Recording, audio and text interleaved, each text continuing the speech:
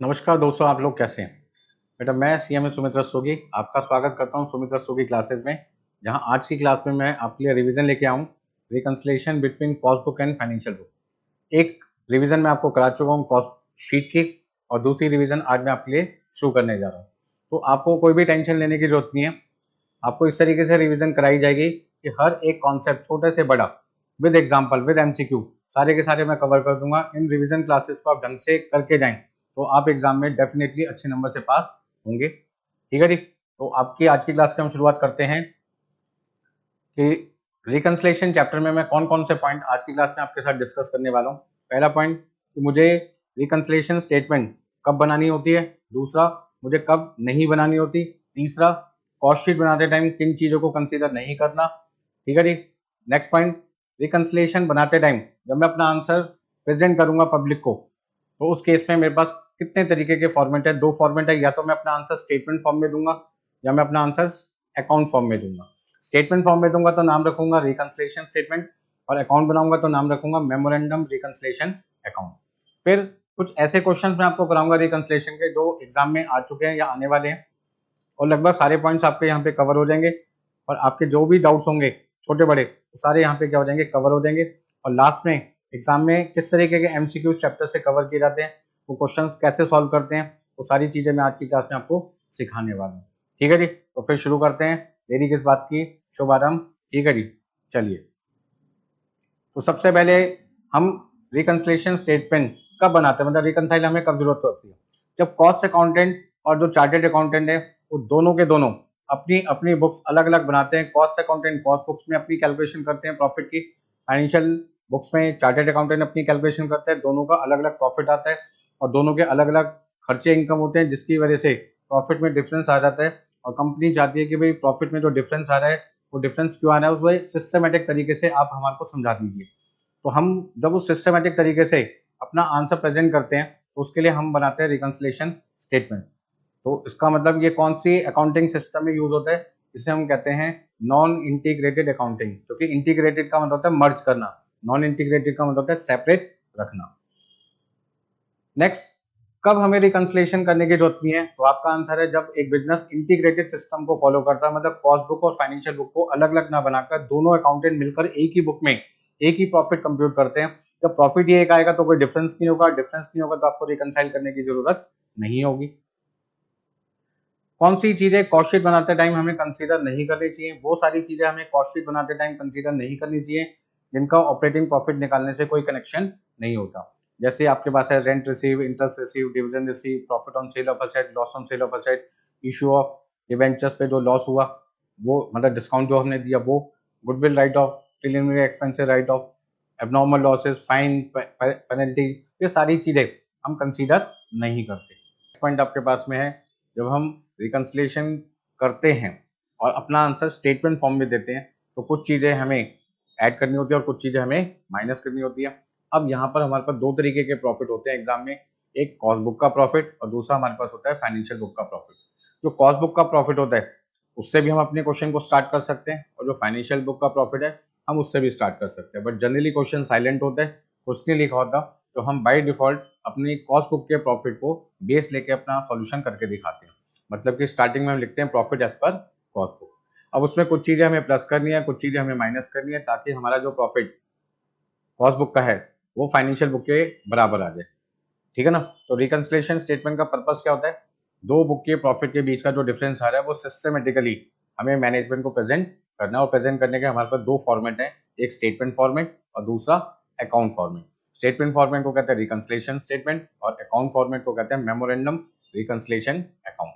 तो सबसे पहले हम बात करते हैं रिकंसिलिएशन स्टेटमेंट में जो हमारा फॉर्मेट है वो कैसे बनेगा। तो यहाँ पर सबसे पहले स्टार्टिंग हम करते हैं profit as per cost records या कॉस्ट बुक या कॉस्ट अकाउंट्स, कुछ भी नाम दे सकते हैं। जो भी हमारा कॉस्टिंग का प्रॉफिट होगा वो प्रॉफिट हम यहाँ पे लिखेंगे। देन उसमें वो सारी चीजें हमें लिखनी पड़ेंगी जो कॉस्ट बुक और फाइनेंशियल बुक के प्रॉफिट में डिफरेंस क्रिएट करती हैं, मतलब जिन जिन चीजों की वजह से कॉस्ट बुक के प्रॉफिट और फाइनेंशियल बुक के प्रॉफिट में डिफरेंस आया वो सारी चीजें हमें यहाँ पे दिखानी पड़ेगी। अब हमें कैसे पता चलेगा किसको प्लस करना है किसको माइनस, तो मैंने यहाँ पे कुछ चीजें प्लस में लिखी हुई है कुछ चीजें माइनस में। अब प्रॉफिट एज पर हमने कॉस्ट बुक को बेस माने तो हमने यहाँ पे सबसे पहले क्या लिखा है, ओवरहेड ओवरचार्ज इन कॉस्ट बुक। क्या मतलब हुआ इसका, मतलब ओवरहेड का खर्चा हमने कॉस्ट बुक में ज्यादा लिख दिया। जैसे फैक्ट्री का खर्चा आना था 10,000 रुपये फाइनेंशियल बुक में, तो फाइनेंशियल बुक में तो 10 ही लिखा, लेकिन कॉस्ट बुक में हमने उसको 12,000 लिख दिया। इसका मतलब कॉस्ट शीट बनाते टाइम फैक्ट्री का खर्चा 2,000 रुपये ज्यादा हो गया, जिससे हमारी टोटल कॉस्ट शीट में 2,000 रुपये ज्यादा हो गई, और इससे हमारा जो प्रॉफिट है वो 2,000 रुपये कम हो गया। तो अब मुझे अपने प्रॉफिट को फाइनेंशियल बुक के बराबर लाना है, क्योंकि फाइनेंशियल में खर्चा कम था, वहाँ पे प्रॉफिट ज्यादा था, हमारे में खर्चा ज्यादा है, प्रॉफिट हमारा कम है। अब हमें क्या करना पड़ेगा, ऐड करना पड़ेगा 2,000 रुपये, ताकि हम फाइनेंशियल बुक के प्रॉफिट के बराबर आ सके। ठीक है जी। Opening stock overvalued in cost book, मतलब कि हमने कॉस्ट बुक में जो ओपनिंग स्टॉक की वैल्यू है वो ज्यादा दिखा दी। तो कहने का मतलब क्या है, ओपनिंग स्टॉक डेबिट साइड पे आता है। जब हम ट्रेडिंग P&L अकाउंट बनाते हैं तो ओपनिंग स्टॉक डेबिट साइड पे आता है, और कोई भी चीज डेबिट साइड पे आती है इसका मतलब वो खर्चे को बढ़ाने का काम करते हैं। तो यदि हम अपने ओपनिंग स्टॉक की वैल्यू कॉस्ट बुक में ज्यादा दिखा रहे हैं, मतलब खर्चा ज्यादा दिखा रहे हैं, तो कहीं ना कहीं हमारा खर्चा बढ़ा, हमारा प्रॉफिट घटा। यदि प्रॉफिट घट गया तो वापस क्या कर दो, बढ़ा दो। Closing stock under valued, closing stock आता है क्रेडिट साइड पे, मतलब इनकम साइड पे। यदि मैं अपनी इनकम कम दिखा रहा हूँ तो मेरा प्रॉफिट भी क्या हो गया, कम हो गया। और यदि मेरा प्रॉफिट कम हो गया तो मुझे वापस क्या करना चाहिए, बढ़ाना चाहिए, तो मैं प्लस कर दूंगा। Purely financial income, purely financial income के अंदर rent receive, interest receive, dividend receive, वो सारी इनकम जो केवल फाइनेंशियल बुक के क्रेडिट साइड पे लिखी जाती है, मतलब P&L अकाउंट के क्रेडिट साइड पे लिखी जाती है। अब वो सारी इनकम कॉस्ट अकाउंटेंट नहीं लिखता, क्योंकि वो कहता है जी मैं यहाँ पे नेट प्रॉफिट नहीं निकाल रहा, बल्कि ऑपरेटिंग प्रॉफिट निकाल रहा हूँ, और ये वो सारी इनकम है जिसका ऑपरेटिंग प्रॉफिट से कोई संबंध नहीं है, तो मैं तो नहीं लिखूंगा। अब ऐसे में जब ये कॉस्ट शीट बनाते टाइम इनकम हमने नहीं लिखी, तो हमारा प्रॉफिट क्या हो गया, कम हो गया, और फाइनेंशियल बुक का प्रॉफिट ज्यादा हो गया। तो अब मुझे क्या करना पड़ेगा, अपने प्रॉफिट को बढ़ाना पड़ेगा, ताकि मैं फाइनेंशियल बुक के प्रॉफिट के बराबर हो जाऊं। यदि वहां पे 2,000 रुपये ज्यादा है तो वहां का प्रॉफिट ज्यादा हो गया 2,000, या तो वहां से 2,000 रुपये माइनस करो, या अपने में 2,000 प्लस करो। तो हमारा स्टार्टिंग पॉइंट है कॉस्ट बुक, तो हमें अपने प्रॉफिट में 2,000 रुपये बढ़ाना पड़ेगा, ताकि दोनों बुक का प्रॉफिट बराबर हो सके। नेक्स्ट पॉइंट, ये तो हो गई प्लस वाली आइटम्स की बात। इसी तरीके से सिमिलरली है माइनस की। Overhead under charge in cost book, मतलब कॉस्ट शीट बनाते टाइम एडवर्टीजमेंट, या आपका मान लेते हैं एडवर्टीजमेंट का मतलब सेलिंग एंड डिस्ट्रीब्यूशन ओवरहेड, या आपके पास में हमारे जो ऑफिस के एम्प्लॉइज हैं उनकी सैलरी हमने कम लिखी, मतलब एडमिनिस्ट्रेटिव ओवरहेड हमने कम लिख दिया। तो एग्जांपल में हम लिख सकते हैं एडमिनिस्ट्रेटिव ओवरहेड अंडर चार्ज, मतलब हमारी कॉस्ट शीट बनाते टाइम हमारे कॉस्ट अकाउंटेंट ने एडमिनिस्ट्रेटिव डिपार्टमेंट का खर्चा फाइनेंशियल बुक में तो 12 लिखा, अपनी बुक में 10 लिखा, मतलब 2,000 रुपये कम लिखा। तो 2,000 रुपये कम लिखने का मतलब क्या हुआ, कि हमारा खर्चा कम हो गया, हमारा प्रॉफिट ज्यादा हो गया। तो प्रॉफिट यदि ज्यादा हो गया कॉस्ट बुक का और फाइनेंशियल का कम हो गया, तो हमें बराबर करने के लिए क्या करना पड़ेगा, कॉस्ट में से माइनस करना पड़ेगा। मतलब आपको सिंपल फंडा ये ध्यान रखना है, यदि कॉस्ट बुक का प्रॉफिट ज्यादा हो गया है तो आपको माइनस करना है, ठीक है ना, कम हो गया तो प्लस करना है। दो चीजें याद रखनी है कि जो एडजस्टमेंट है उसका इम्पैक्ट कॉस्ट बुक के प्रॉफिट पे क्या पड़ा, उसका उल्टा काम आपको रिकंसिलिएशन में करना है। यदि कॉस्ट बुक का प्रॉफिट ज्यादा हो गया तो माइनस कर दो, कम हो गया तो प्लस कर दो। Opening stock under valued in cost book, मतलब हमने ओपनिंग स्टॉक की वैल्यू कॉस्ट शीट बनाते टाइम कॉस्ट बुक में कम दिखाई, मतलब खर्चा कम दिखाया। खर्चा कम दिखाएंगे तो प्रॉफिट ज्यादा हो गया, अब प्रॉफिट ज्यादा हो गया तो उल्टा काम क्या कर दो, माइनस कर दो। Closing stock overvalued in cost book, अब क्लोजिंग स्टॉक होती है इनकम, हमने इनकम ज्यादा दिखा दी, मतलब प्रॉफिट ज्यादा दिखा दिया। अब यदि कॉस्ट बुक का प्रॉफिट ज्यादा हो गया तो बेटा आपको क्या करना पड़ेगा, उल्टा, मतलब कि माइनस कर दो। Purely financial expenses and losses, वो सारे खर्चे जो फाइनेंशियल बुक में तो रिकॉर्ड होते हैं, कॉस्ट बुक में रिकॉर्ड नहीं होते। तो ऐसे में ये खर्चे जब कॉस्ट बुक में रिकॉर्ड ही नहीं हुए, तो कॉस्ट बुक के खर्चे क्या हो गए, ना रिकॉर्ड होने की वजह से कॉस्ट की टोटल वैल्यू कम हो गई, मतलब कॉस्ट शीट में टोटल कॉस्ट का अमाउंट कम हो गया, मतलब प्रॉफिट ज्यादा हो गया। प्रॉफिट ज्यादा हो गया, आपको उल्टा काम करना है, माइनस करना पड़ेगा। तो इस तरीके से आप यदि स्टार्टिंग कॉस्ट बुक के प्रॉफिट से करते हैं तो ये चार चीजें प्लस करनी है, ये चार चीजें माइनस करनी है, और लास्ट में आपका जो बैलेंस आएगा वो आ जाएगा profit as per financial book. चलो भाई, कोई दिक्कत इसमें किसी को? तो चैप्टर बहुत सिंपल है, इसमें आपको कोई ज्यादा दिमाग खर्च करने की जरूरत नहीं है। हाँ जी, कोई पॉइंट ऐसा है जो आपको नहीं समझ में आया तो आप मुझसे पूछ सकते हैं। कोई दिक्कत इसमें किसी को? चलिए भाई, तो सबसे पहले आपको बस ये ध्यान रखना है इन शॉर्ट, जो भी एडजस्टमेंट है उस एडजस्टमेंट का कॉस्ट प्रॉफिट पे क्या इम्पैक्ट पड़ा। यदि कॉस्ट प्रॉफिट आपका ज्यादा हो गया है तो आपको माइनस करना है, मतलब कम करना है। और यदि कॉस्ट बुक का प्रॉफिट कम हो गया तो आपको प्रॉफिट क्या करना है, रिकंसाइल में बढ़ाना है। बस ये दो चीजें आपको ध्यान रखनी है कि एडजस्टमेंट का इम्पैक्ट कॉस्ट प्रॉफिट पे क्या पड़ा, कॉस्ट प्रॉफिट बढ़ा या घटा, ठीक है ना। यदि आपका कॉस्ट बुक का प्रॉफिट बढ़ गया तो आपको रिकनसाइल करते टाइम क्या करना है, माइनस करना है। घट गया, कम हो गया, तो आपको रिकनसाइल करते टाइम क्या करना है, बढ़ाना है। मतलब उल्टा काम करना है रिकनसिलेशन के अंदर। यदि आपका स्टार्टिंग पॉइंट क्या है, कॉस्ट प्रॉफिट है, ठीक है ना। स्टार्टिंग पॉइंट आपके पास क्या है, कॉस्ट प्रॉफिट है।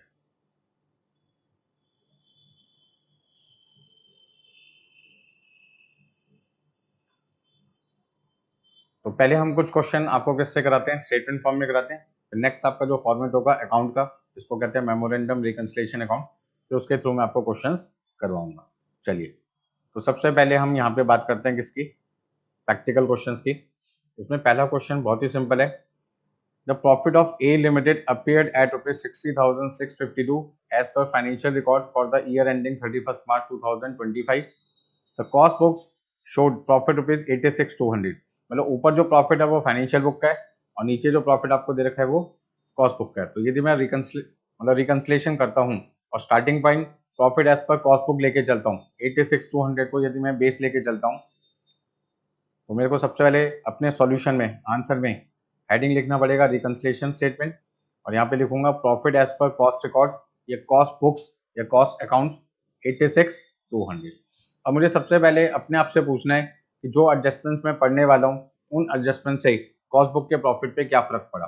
मतलब जो फर्क कॉस्ट बुक पे पड़ेगा उसका उल्टा काम मुझे करना है रिकंसिलेशन में। यदि कॉस्ट बुक का प्रॉफिट बढ़ गया तो आपको माइनस करना पड़ेगा, घट गया तो आपको क्या करना पड़ेगा, प्लस करना पड़ेगा।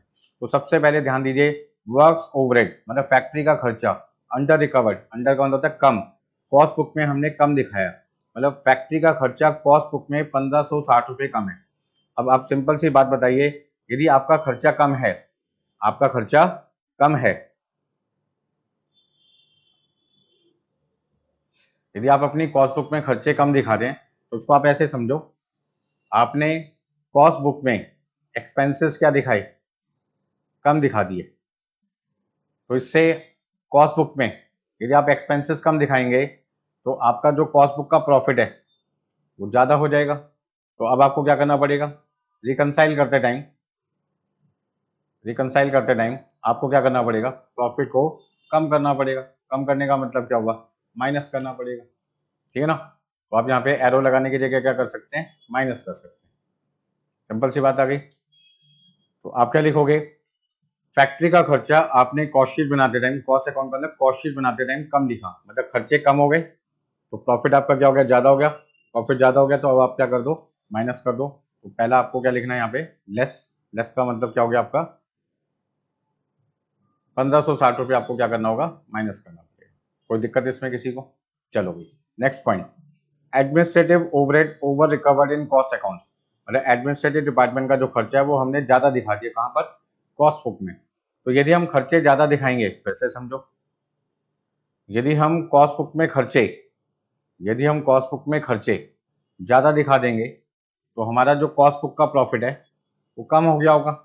और यदि प्रॉफिट कम हो गया तो आपको रिकंसाइल करते टाइम उस प्रॉफिट को वापस क्या करना होगा, बढ़ाना पड़ेगा। मतलब आपको ध्यान रखना पड़ेगा कि एक्सपेंसेस यदि आपने ज्यादा दिखा दिए तो इससे आपका कॉस्ट बुक का प्रॉफिट कम हो गया होगा, कम हो गया तो रिकंसाइल के टाइम पे आपको प्लस करना पड़ेगा। तो हमने क्या देखा कि एडमिनिस्ट्रेटिव डिपार्टमेंट का खर्चा कॉस्ट बुक में ज्यादा दिखाने से हमारी टोटल कॉस्ट इंक्रीज हो गई, जिसकी वजह से हमारा प्रॉफिट क्या हो गया, डिक्रीज हो गया। अब हमें वापस क्या करना पड़ेगा, ऐड करना पड़ेगा। तो हमने यहाँ पे कर दिया प्लस। चलिए, तो दो पॉइंट आपके कंप्लीट हो चुके हैं। जो जो कंप्लीट होते जाएं आप उनको हाईलाइट करते जाएं। तो लिखा है depreciation charge in financial book 5600 and cost book 6250। इसका मतलब फाइनेंशियल बुक में डेप्रिसिएशन आपने 5600 रुपये दिखाया फिक्स्ड एसेट का, कॉस्ट बुक में 6250, मतलब कि 650 रुपये का जो डिफरेंस आ रहा है, इन दोनों का जो डिफरेंस है वो 650 रुपये है, 650। और वो 650 रुपये का जो डेप्रिसिएशन है वो आपने कॉस्ट बुक में ज्यादा दिखा दिया। इसका मतलब कॉस्ट बुक के खर्चे बढ़ गए। फिर से समझो, कॉस्ट बुक के खर्चे बढ़ गए, प्रॉफिट क्या हो गया, कम हो गया। अब आपको रिकंसाइल में प्लस करना है, तो आपका यहाँ पे साइन क्या लग जाएगा, ऐड का, depreciation over charge in cost book 650। Simple point है, कोई आपको दिक्कत वाली बात है नहीं। तो 650 रुपये आपने क्या कर दिया, ऐड कर दिया। ये दोनों पॉइंट भी कंप्लीट हो गए। Interest on investment not included in cost account. अब इंटरेस्ट ऑन इन्वेस्टमेंट वाला जो इन्वेस्टमेंट आपने की है उस पर आपको इंटरेस्ट रिसीव हुआ। अब इंटरेस्ट रिसीव क्या होता है? Purely financial income. Financial income का मतलब ऐसी इनकम जो फाइनेंशियल बुक में तो रिकॉर्ड होती है लेकिन कॉस्ट बुक में रिकॉर्ड नहीं होती। इसका मतलब क्या हुआ कि ये इनकम कॉस्ट बुक में तो रिकॉर्ड हो गई। हाँ जी, कॉस्ट बुक में हमने अपनी इनकम क्या कर दी? लिखी नहीं। ध्यान से समझना, interest on investment receive not recorded in cost book का मतलब कॉस्ट बुक में हमने अपनी इनकम लिखी ही नहीं। तो जब इनकम लिखेंगे नहीं तो हमारी इनकम कम हो गई। इनकम कम हो गई तो हमारा प्रॉफिट भी क्या हो गया? कम हो गया, क्योंकि इनकम का प्रॉफिट के साथ में डायरेक्ट रिलेशन होता है। इनकम का प्रॉफिट के साथ में डायरेक्ट रिलेशन होता है। तो यदि आपकी इनकम कम हो जाएगी तो आपका प्रॉफिट मार्जिन कम हो जाएगा। तो ऐसे में आपको रिकंसाइल करते टाइम प्लस करना पड़ेगा। और यदि इनकम आपकी ज्यादा हो जाए कॉस्ट बुक में तो उसका मतलब आपका प्रॉफिट भी ज्यादा हो गया होगा। वैसे में रिकंसाइल करते टाइम आपको क्या करना पड़ेगा? माइनस करना पड़ेगा। सिंपल सा फंड है। एक्सपेंस का प्रॉफिट के साथ में इनवर्स रिलेशन है, लेकिन इनकम का प्रॉफिट के साथ में डायरेक्ट रिलेशन है। इनकम बढ़ेगी तो कहीं ना कहीं आपका प्रॉफिट भी बढ़ेगा। तो बस आपको ये ध्यान रखना है कि प्रॉफिट पे इम्पैक्ट क्या पड़ा। जो इम्पैक्ट प्रॉफिट पे पड़ेगा उसका उल्टा काम आपको रिकंसिलिएशन चैप्टर में करना है। कभी गलती आपकी नहीं होगी। आप देख लेना, हर क्वेश्चन आपका एक बार में मैच हो जाएगा। बच्चे कंफ्यूज हो जाते हैं, आपको कंफ्यूज होने की जरूरत नहीं है। जहां कंफ्यूजन होती है उस पॉइंट को मैंने पकड़ लिया कि प्रॉफिट से उल्टा काम आपको रिकंसिलिएशन में करना है। प्रॉफिट बढ़ा तो रिकंसाइल में घटाना है, प्रॉफिट घटा तो रिकंसाइल में आपको बढ़ाना है। इतना ही काम करना है और इसके अलावा आपको कोई बात ध्यान में नहीं रखनी। चलिए अभी नेक्स्ट पॉइंट। तो ये 4000 पे जो आपकी इनकम है वो फाइनेंशियल बुक में तो रिकॉर्ड हुई है, कॉस्ट बुक में रिकॉर्ड नहीं हुई है। इसका मतलब आपका जो इनकम है वो कम हो गई तो आपका प्रॉफिट भी कम हो गया। अब प्रॉफिट कम हो गया तो उल्टा काम करो, बढ़ा दो। तो हमने ऐड कर दिया। ठीक है जी। चलिए नेक्स्ट पॉइंट है interest on loan charge in financial account. मतलब कि फाइनेंशियल बुक में लोन के ऊपर इंटरेस्ट चार्ज किया गया। मतलब जो लोन हमने लिया था उस लोन पे हमें इंटरेस्ट देना पड़ा। लोन हमेशा लिया जाता है नॉर्मली, तो इंटरेस्ट हमें उस पर देना पड़ेगा। 2850 रुपये का इंटरेस्ट फाइनेंशियल बुक में तो रिकॉर्ड है। मतलब फाइनेंशियल बुक में तो खर्चा दिखाया है, हमने खर्चा नहीं दिखाया। अब हमने यदि खर्चा नहीं दिखाया तो हमारे खर्चे कम हो गए, हमारा प्रॉफिट ज्यादा हो गया। प्रॉफिट ज्यादा हो गया, उल्टा क्या कर दो? माइनस कर दो। तो माइनस कर दिया हमने। ठीक है जी। मतलब आपने जो काम प्रॉफिट पे किया उसका उल्टा काम आपको रिकंसाइल में करना है ताकि आपका आंसर फाइनेंशियल बुक के इक्वल आ जाए। Next point, income tax provided in financial account. अब फाइनेंशियल बुक में आपने इनकम टैक्स 20,150 लिखा। इसका मतलब फाइनेंशियल बुक में खर्चे दिखाए बट कॉस्ट बुक में नहीं दिखाया। अब कॉस्ट बुक में खर्चे नहीं दिखाओगे तो कॉस्ट का खर्चा कम हो गया तो प्रॉफिट क्या हो गया? ज्यादा। ज्यादा हो गया तो क्या कर दो? उल्टा, मतलब माइनस कर दो। आपको ध्यान रखना है कि कॉस्ट बुक के प्रॉफिट पे क्या इंपैक्ट पड़ा, उसका उल्टा काम आपको रिकंसाइल करते टाइम ध्यान में रखना है। Next point, bank interest allowed in financial book. मतलब बैंक ने हमें इंटरेस्ट दिया 375 रुपए। यदि बैंक हमें 375 का इंटरेस्ट देगा तो हमारी फाइनेंशियल बुक की इनकम बढ़ गई। फाइनेंशियल बुक की तो इनकम बढ़ गई लेकिन हमने कॉस्ट में अपनी इनकम नहीं बढ़ाई। इसका मतलब कॉस्ट बुक की इनकम यदि नहीं बढ़ी तो कॉस्ट की इनकम घट गई। और ये एक बुक में मैंने इनकम लिखी है लेकिन दूसरी बुक में मैंने इनकम नहीं लिखी। तो जिस बुक में इनकम नहीं लिखी उसकी टोटल इनकम कम होगी ना, और उसकी यदि इनकम कम होगी तो प्रॉफिट भी कम होगा भाई। प्रॉफिट कम होगा तो उल्टा कर दो, ऐड कर दो भाई। तो 2-3 बार यदि आप इस क्वेश्चन को करोगे तो सारे पॉइंट समझ में आ जाएंगे। और आपको बस ये ध्यान रखना है कि हमने अपनी इनकम कम दिखाई है तो हमारा प्रॉफिट क्या हो गया? कम हो गया। रिकंसाइल में आपको क्या करना है? ऐड करना है। यदि हमने इनकम ज्यादा दिखा दी कॉस्ट बुक में तो कॉस्ट बुक का प्रॉफिट भी ज्यादा हो गया होगा। रिकंसाइल करते टाइम आपको बेटा क्या करना है? माइनस करना है। चलिए आगे चलते हैं। Store adjustment credited in financial book. Store का मतलब क्या हुआ?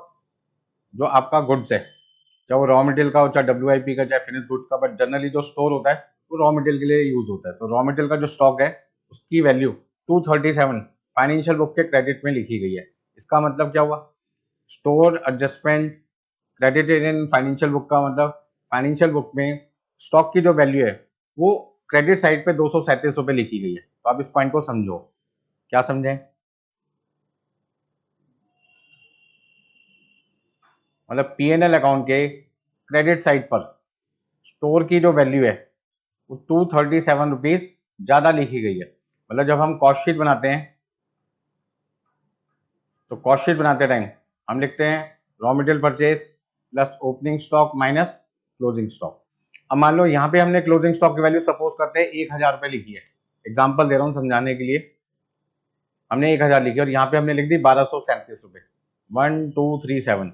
इसका मतलब हमने यहाँ पे स्टॉक की वैल्यू 237 रुपीज क्या लिखी हुई है, ज्यादा लिखी हुई है। कहाँ पर? फाइनेंशियल बुक के क्रेडिट में। फाइनेंशियल बुक के क्रेडिट में, फाइनेंशियल बुक के क्रेडिट में हमने 237 रुपये ज्यादा लिखा है। या आप ऐसे कह सकते हो कि 237 रुपये हमने कॉस्ट बुक में कम लिखा है। अब यदि कॉस्ट बुक की इनकम कम हो गई, कॉस्ट बुक की इनकम मतलब कॉस्ट शीट बनाते टाइम हमारी इनकम 237 रुपये कम हो गई, तो हमारा जो प्रॉफिट है वो भी तो 237 रुपये क्या हो गया, कम हो गया। तो आपको रिकंसाइल करते टाइम क्या करना है? रिकंसाइल करते टाइम आपको 237 रुपये क्या करना है, बढ़ाना है। सिंपल कॉन्सेप्ट है, ज्यादा इधर उधर किसी पे ध्यान नहीं देना। जैसा बेटा मैं आपको बोल रहा हूँ सिर्फ उसके मुताबिक आपको अपनी कैलकुलेशन करनी है, ना प्लस ना माइनस पर ध्यान नहीं देना। आपको सिर्फ ये ध्यान देना है कि कब प्लस करना है और कब माइनस करना। बच्चे रट लेते हैं, रटना नहीं है भाई, रटना ही नहीं है। रटोगे मारे जाओगे एग्जाम में। कुछ बच्चे आइटम याद कर लेते हैं, इनको प्लस करना है इनको माइनस करना है, ऐसा नहीं हो, ठीक है ना? तो ध्यान दीजिए। चलो, तो 237 रुपये हमें क्या करना है, ऐड करना है। हमने ऐड कर दिया। नेक्स्ट है ओपनिंग स्टॉक कॉस्ट बुक में 24,800 है और फाइनेंशियल बुक में है 26,300। 24,800 और 26,300 का यदि मैं डिफरेंस निकालता हूँ तो 1,500 आता है। अब ओपनिंग स्टॉक आता है डेबिट साइड पे, तो हमने कॉस्ट बुक में लिखा है 24,800। अब आप इसको ऐसे समझो कि हमने कॉस्ट बुक में जो हमारा ओपनिंग स्टॉक है उसकी वैल्यू लिखी है 24,800 और फाइनेंशियल बुक में हमने जो ओपनिंग स्टॉक की वैल्यू लिखी है वो लिखी है 26,300, यही है ना? हाँ जी। तो इसका मतलब जो ओपनिंग स्टॉक होता है वो तो डेबिट साइड पे आता है और डेबिट साइड किसको इंडिकेट करता है, एक्सपेंस को। किसको करता है भाई, एक्सपेंस को। इसका ना हमने अपना एक्सपेंस फाइनेंशियल बुक में तो ज्यादा दिखाया है, कॉस्ट बुक में कम दिखाया है। मतलब कि कॉस्ट बुक में हमने अपना एक्सपेंस कम दिखाया है। कितने रुपए से? By rupees 1500। इन दोनों का जो डिफरेंस है वो कितना भाई, 1,500 रुपए का डिफरेंस है। तो यदि मैं अपने खर्चे कम दिखाऊंगा तो मेरा जो प्रॉफिट है कॉस्ट बुक का, जो मेरा प्रॉफिट है वो ज्यादा हो गया 15 रुपए, मतलब 1,500 रुपए से। मेरा प्रॉफिट 1,500 रुपए से क्या हो गया, ज्यादा हो गया। तो अब मुझे रिकंसाइल करते टाइम क्या करना चाहिए, रिकंसाइल करते टाइम मुझे माइनस करना चाहिए। ज्यादा टेंशन ही नहीं लेनी। बस ये ध्यान रखो रिकंसाइल किस पे डिपेंड करता है, किस पे डिपेंडेंट है कि प्रॉफिट पे क्या हुआ। प्रॉफिट बढ़ा तो घटा दो, घटा तो बढ़ा दो, उल्टा काम करना आपको बस, इसके अलावा कुछ नहीं करना आपको।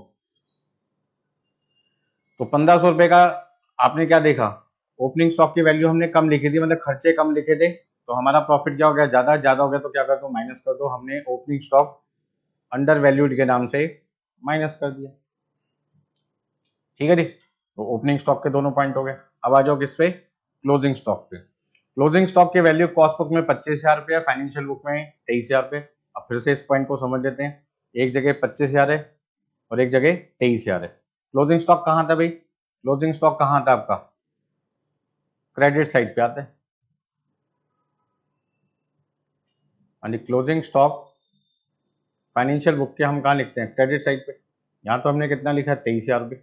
और कॉस्ट बुक में हमने क्लोजिंग स्टॉक कितना लिखा है, 25,000 रुपये। अब क्रेडिट साइड पे जो चीज आती है वो इनकम को डिनोट करती है बेटा। किसको डिनोट करती है, इनकम को।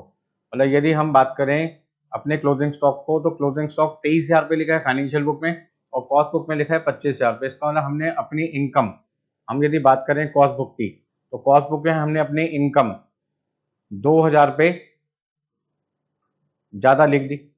अब इनकम 2,000 रुपये ज्यादा लिख दी तो हमारा प्रॉफिट भी 2,000 रुपये क्या हो गया, ज्यादा हो गया। और प्रॉफिट ज्यादा हो गया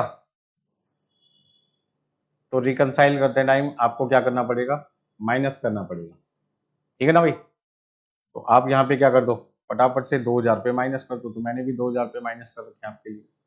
closing stock overvalued in cost book 2000। चलिए यहाँ तक के तो पॉइंट आपके कंप्लीट हो गए। अब आगे ध्यान दीजिए, आगे क्या ध्यान देना है, लिखा हुआ है interest charge in cost account. यहाँ पे बच्चा ना बहुत ज्यादा गलती करता है, वो कहता है सर इंटरेस्ट चार्ज लिखा है, पर वो ये नहीं पता कहाँ पे बात कर रहा है, कॉस्ट बुक में।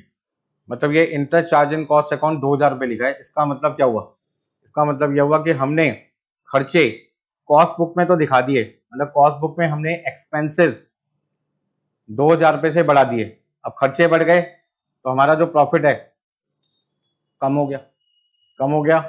तो रिकंसाइल करते टाइम हमें क्या करना पड़ेगा, बढ़ाना पड़ेगा। ऐसा क्यों सर, आप तो कह रहे थे इंटरेस्ट जो होता है वो प्योरली फाइनेंशियल एक्सपेंस होता है, वो तब होता है जब वो खर्चा सिर्फ फाइनेंशियल बुक में लिखा जाता है। लेकिन ये खर्चा फाइनेंशियल बुक में नहीं लिखा, कहाँ पे लिखा, सिर्फ कॉस्ट बुक में, ठीक है ना। तो जब कोई खर्चा सिर्फ कॉस्ट बुक में लिखा जाता है, फाइनेंशियल बुक में नहीं लिखा जाता, तो आपको थोड़ी सावधानी रखनी पड़ती है कि वो खर्चा कॉस्ट बुक में आने की वजह से कॉस्ट के खर्चे बढ़े, जिससे कॉस्ट बुक का प्रॉफिट घटा। अब घट गया तो क्या कर दो, बढ़ा दो। तो हमने क्या किया, बढ़ा दिया। Add interest charge in cost book के नाम से 2000 रुपये प्लस कर दिया, ठीक है ना। Goodwill return of, loss on sale of furniture, ये दोनों के दोनों खर्चे फाइनेंशियल बुक में आते हैं। इसका मतलब फाइनेंशियल बुक में तो खर्चे दिखा दिए, कॉस्ट बुक में खर्चे नहीं दिखाए। अब ये खर्चे जब मैं कॉस्ट बुक में नहीं दिखाऊंगा तो उसका मतलब कॉस्ट बुक के खर्चे मेरे कम हो गए टोटल में, उससे प्रॉफिट क्या हो गया, ज्यादा हो गया। प्रॉफिट ज्यादा हो गया तो उल्टा क्या कर दो, माइनस कर दो। तो मैंने माइनस कर दिया। और इस तरीके से 86,200 में जिन जिन चीजों को प्लस करना है प्लस कर दो, जिनको माइनस करना है माइनस कर दो, और लास्ट में आपका आंसर आ जाएगा 60,652, जो आपका फाइनेंशियल बुक का प्रॉफिट है। तो इस तरीके से आप आसानी से क्या कर सकते हैं, रिकंसिलिएशन स्टेटमेंट बना के अपनी प्रेजेंटेशन दे सकते हैं। अब जरूरी नहीं है कि एग्जाम में स्टेटमेंट ही पूछे, अकाउंट भी पूछ सकते हैं, तो आपको उसमें कोई टेंशन लेने की बात नहीं है। मैं अभी आपको स्टेटमेंट के साथ साथ क्या बताऊंगा, मेमोरेंडम, रिकंसिलिएशन, अकाउंट बनाना भी सिखाऊंगा। यहाँ तक किसी को कोई दिक्कत है तो बताइए फटाफट से, कोई दिक्कत नहीं है तो आगे चलते हैं। चलिए, हाँ जी, नेक्स्ट आपके पास है कि यदि आपसे एग्जाम में कहा जाए कि भाई मेमोरेंडम, रिकंसिलिएशन, अकाउंट बनाकर हमें रिकंसाइल सिखाइए, तो उस केस में आपको कोई टेंशन लेने की जरूरत नहीं है। आपके पास दो स्टार्टिंग पॉइंट हो सकते हैं, या तो कॉस्ट बुक का या फिर फाइनेंशियल बुक का। तो हम यहाँ पे बेस क्या लेके चल रहे हैं, कॉस्ट बुक का। अब कॉस्ट बुक में भी दो सिचुएशन आ सकते हैं, या तो कॉस्ट का प्रॉफिट दे रखा होगा या कॉस्ट का लॉस भी दे सकते हैं। भाई loss as per cost book भी हो सकता है, profit as per cost book भी हो सकता है। प्रॉफिट की नेचर क्या होती है, क्रेडिट। थोड़ा समझने की कोशिश करते हैं। भाई कोई जब हम अकाउंट बनाते हैं तो अकाउंट में दो साइड हो गई, एक डेबिट साइड हो गई और दूसरी आपके पास हो गई क्रेडिट साइड। अब बच्चे कहते हैं कि सर आप यहाँ पे रिकंसिलिएशन अकाउंट वर्ड क्यों नहीं बोल रहे, मेमोरेंडम वर्ड क्यों लिख रहे हो। तो मेमोरेंडम इसलिए लिख रहे हैं क्योंकि जो रिकंसिलिएशन की जाती है, चाहे वो कॉस्ट अकाउंटेंट के द्वारा चाहे वो चार्टेड अकाउंटेंट के द्वारा, ना तो वो कॉस्ट बुक में की जाती है ना वो फाइनेंशियल बुक में की जाती है, बल्कि एक रफ पेपर पे की जाती है। और जब कोई अकाउंट रफ पेपर पे बनाया जाता है तो ऐसे अकाउंट को हम नाम डिनोट करते हैं मेमोरेंडम से, मतलब उसको सम्मान देते हैं कि आपको रफ पेपर पे बनाया गया है और दुनिया वालों को पता लगे कि ये अकाउंट रफ पेपर पे बना है, किसी बुक का पार्ट नहीं है। तो ऐसे में उसके आगे मेमोरेंडम लिख देते हैं, ताकि दुनिया वाले जब मेमोरेंडम वर्ड पढ़ें तो उनको समझ में आ जाएगा कि ये अकाउंट ना तो कॉस्ट बुक में बना है, ना ही ये अकाउंट फाइनेंशियल बुक में बना है, बल्कि रफ बुक में बना है, रफ पेज पे बना है। और इस तरीके से इसकी इंपॉर्टेंस सिर्फ कितनी है, रिकंसाइल करने की है, ना कि कोई और किसी काम के लिए। चलिए आगे। तो मेरे पास दो ऑप्शन है, या तो मैं स्टार्टिंग किससे करूंगा, profit as per cost book से, या मैं स्टार्टिंग किससे करूंगा, loss as per cost book से। अब एग्जाम में मुझे देखना पड़ेगा कि जो क्वेश्चन मुझे दे रखा होगा उसमें लॉस दे रखा है या प्रॉफिट दे रखा है। प्रॉफिट दे रखा है तो स्टार्टिंग कहां से होगी, क्रेडिट से होगी। जैसे आपको याद होगा जब आप पीएनएल अकाउंट बनाते हैं, ट्रेडिंग अकाउंट बनाने के बाद, तो ट्रेडिंग अकाउंट में तो लिखते हैं टू ग्रॉस प्रॉफिट, जब पीएनएल अकाउंट बनाते हैं तो क्या लिखते हैं, by gross profit, by gross profit, और लास्ट में क्या आता है, टू नेट प्रॉफिट। इसी तरीके से यदि ग्रॉस लॉस होता है तो टू ग्रॉस लॉस लिखते हैं, और बाद में क्या लिखते हैं, राइट साइड पे लास्ट में नेट लॉस। समझ में आ रही बात।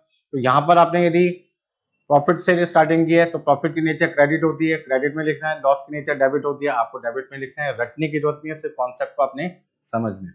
अब जो जो चीजें मैंने आपको प्लस में लिखवाई थी वो सारे पॉइंट्स मैंने को यहाँ पे लिखने हैं, क्योंकि क्रेडिट साइड आपकी होती है प्लस वाली, जिनका काम होता है प्रॉफिट को बढ़ाना, और डेबिट साइड वो होती है जिनका काम होता है प्रॉफिट को घटाना। तो जो जो चीजें डेबिट साइड पे लिखनी है उन सबका पर्पस क्या है, प्रॉफिट को घटाना, और जो जो चीजें क्रेडिट साइड पे लिखी जाएगी उनका काम है प्रॉफिट को बढ़ाना। इसका मतलब क्या हुआ कि अभी आपने जो स्टेटमेंट बनाई थी, उनमें जिन चीजों को प्लस किया था वो सारी की सारी चीजें कहाँ जाएगी, क्रेडिट साइड पे आ जाएगी। जैसे क्या क्या लिखना हमने, overhead over charge, opening stock over valued, closing stock under valued, purely financial income. तो ये जो चारों चीजें हैं ये आपको कहां पे लिखनी है, क्रेडिट साइड पे, और ये सारी की सारी चीज आपको कहां पे लिखनी है, डेबिट साइड पे। मतलब आपको यहाँ पे बस ये ध्यान रखना है कि जिन चीजों से प्रॉफिट को बढ़ाना है वो क्रेडिट साइड पे लिखेंगे, और जिन चीजों से प्रॉफिट को घटाना है उन्हें डेबिट साइड पे लिखेंगे। तो overhead over charge in cost book, opening stock overvalued in cost book, closing stock under valued in cost book, और प्योरली फाइनेंशियल इनकम, ये सारी चीजें हमने प्लस की थी, प्लस का हमने क्रेडिट साइड पे लिख दी। फिर हमने क्या लिखा था, overhead under charge, opening stock under valued, closing stock over valued, purely financial expenses and losses, ये सारी चीजें हमने माइनस में लिखी थी, कहाँ गई, डेबिट साइड पे।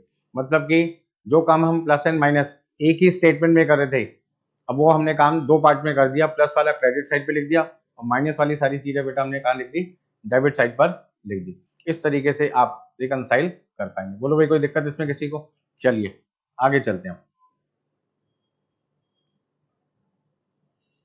तो मैंने आपके लिए अब जो सेकंड एग्जांपल है क्वेश्चन नंबर 2, उसमें मेरा पर्पस क्या होगा, एग्जाम में यदि वो कहते थे रिकंसाइल करके दिखाइए मुझे कॉस्ट बुक और फाइनेंशियल बुक के बीच में, पर मुझे अकाउंट नहीं बनवाना या स्टेटमेंट नहीं बनानी, क्या नहीं बनानी भाई, स्टेटमेंट नहीं बनानी, मुझे अकाउंट बनानी है।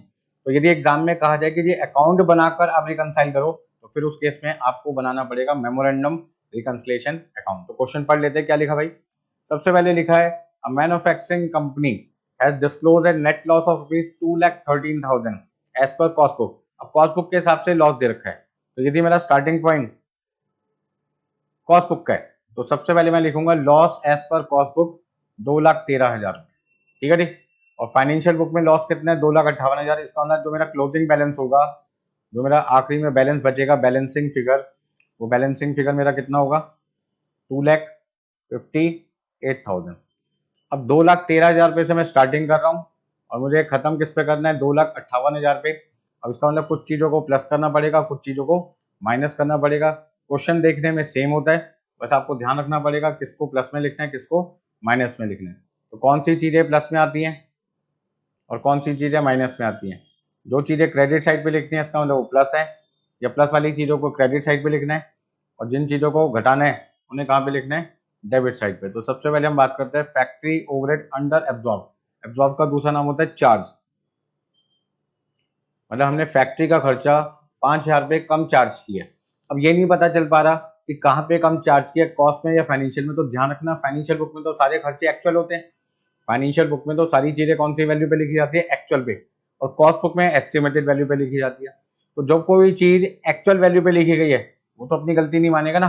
तो इसका मतलब अंडर चार्ज ओवर चार्ज का जो कॉन्सेप्ट होता है वो सिर्फ किसकी बुक में होता है, कॉस्ट अकाउंटेंट कॉस्ट बुक में बताता है। क्योंकि हमने एस्टिमेटेड वैल्यू लिखी थी जो एक्चुअल से कम भी हो सकती थी, एक्चुअल से ज्यादा भी हो सकती थी, जिसकी वजह से प्रॉफिट में डिफरेंस आ गया। तो ध्यान रखना अंडर चार्ज ओवर चार्ज केवल कॉस्ट बुक में कॉन्सेप्ट होता है, फाइनेंशियल बुक में ऐसा कोई कॉन्सेप्ट होता ही नहीं, क्योंकि वहां सारी की सारी वैल्यू एक्चुअल बेसिस पर रिकॉर्ड की जाती है। तो फैक्ट्री का खर्चा हमने 5,000 रुपये कम दिखाया। अब खर्चा बेटा यदि 5,000 रुपये हम कम दिखाएंगे, ध्यान रखो कॉस्ट बुक में हमने अपने एक्सपेंसेस कम दिखाए हैं, तो हमारा जो प्रॉफिट है वो ज्यादा हो गया। अब ज्यादा हो गया तो रिकंसाइल करते टाइम क्या कर दो, रिकंसाइल करते टाइम क्या कर दो, माइनस कर दो। इसका मतलब हमें 5,000 रुपये प्रॉफिट में से माइनस करना है, माइनस का मतलब डेबिट साइड पर दिखाना है। तो हमने डेबिट साइड पे दिखा दिया factory overhead under charge in cost book कितने, 5,000 रुपये। बात समझ में आ गई। Next point administrative overhead over absorb. Administrative का जो खर्चा है वो हमने 3,000 रुपये ज्यादा दिखा दिया। अब यदि खर्चा हम ज्यादा दिखाएंगे, खर्चा यदि हम ज्यादा दिखाएंगे, खर्चा यदि हम ज्यादा दिखाएंगे तो हमारा प्रॉफिट कॉस्ट बुक में कम हो गया। प्रॉफिट कम हो गया तो भाई आपको रिकंसाइल करते टाइम क्या करना है, प्लस करना है। तो आप इसे क्रेडिट साइड पे दिखा देंगे क्योंकि हमें प्रॉफिट को क्या करना है, बढ़ाना है। चलिए next point depreciation financial book में 70,000 है, कॉस्ट बुक में 80,000 रुपये है। इसका मतलब कॉस्ट बुक में डेप्रिसिएशन का खर्चा हमने 10,000 रुपये ज्यादा दिखा दिया, खर्चा ज्यादा दिखा दिया, मतलब प्रॉफिट कम हो गया। प्रॉफिट को बढ़ा दो तो हमने डेप्रिसिएशन 10,000 रुपये ओवर चार्ज के नाम से कॉस्ट बुक में क्रेडिट साइड पे लिख दिया। Interest on investment not included in cost account, मतलब जो हमें इंटरेस्ट मिला इन्वेस्टमेंट पे वो हमने कॉस्ट बुक में नहीं लिखा, मतलब हमने अपनी इनकम जो हमारी 20,000 रुपये थी वो नहीं लिखी। तो उसका मतलब हमने अपनी इनकम कम दिखाई है। यदि इनकम कम दिखाएंगे तो हमारा जो प्रॉफिट है वो भी कम हो गया। प्रॉफिट कम हो गया तो भाई रिकंसाइल के टाइम पे क्या कर दो, ऐड कर दो।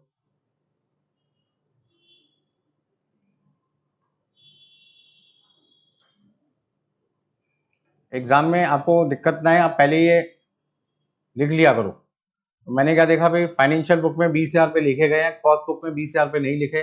इसका मतलब कॉस्ट की इनकम क्या हो गई, कम हो गई। इनकम कम हो गई तो प्रॉफिट भी कम हो गया, प्रॉफिट कम हो गया तो अब आपको क्या करना है, बढ़ाना पड़ेगा। तो बढ़ाने के लिए आपको कहाँ लिखना पड़ेगा भाई, क्रेडिट साइड पे लिखना पड़ेगा। तो हमने क्रेडिट साइड पे लिख दिया 20,000 रुपये।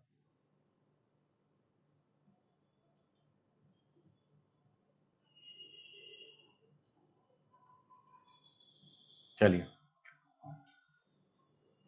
हाँ, income tax provided in financial account, मतलब फाइनेंशियल बुक में हमने इनकम टैक्स लिख दिया 65,000 रुपये, कॉस्ट बुक में नहीं लिखा क्योंकि इनकम टैक्स कॉस्ट बुक में आता ही नहीं।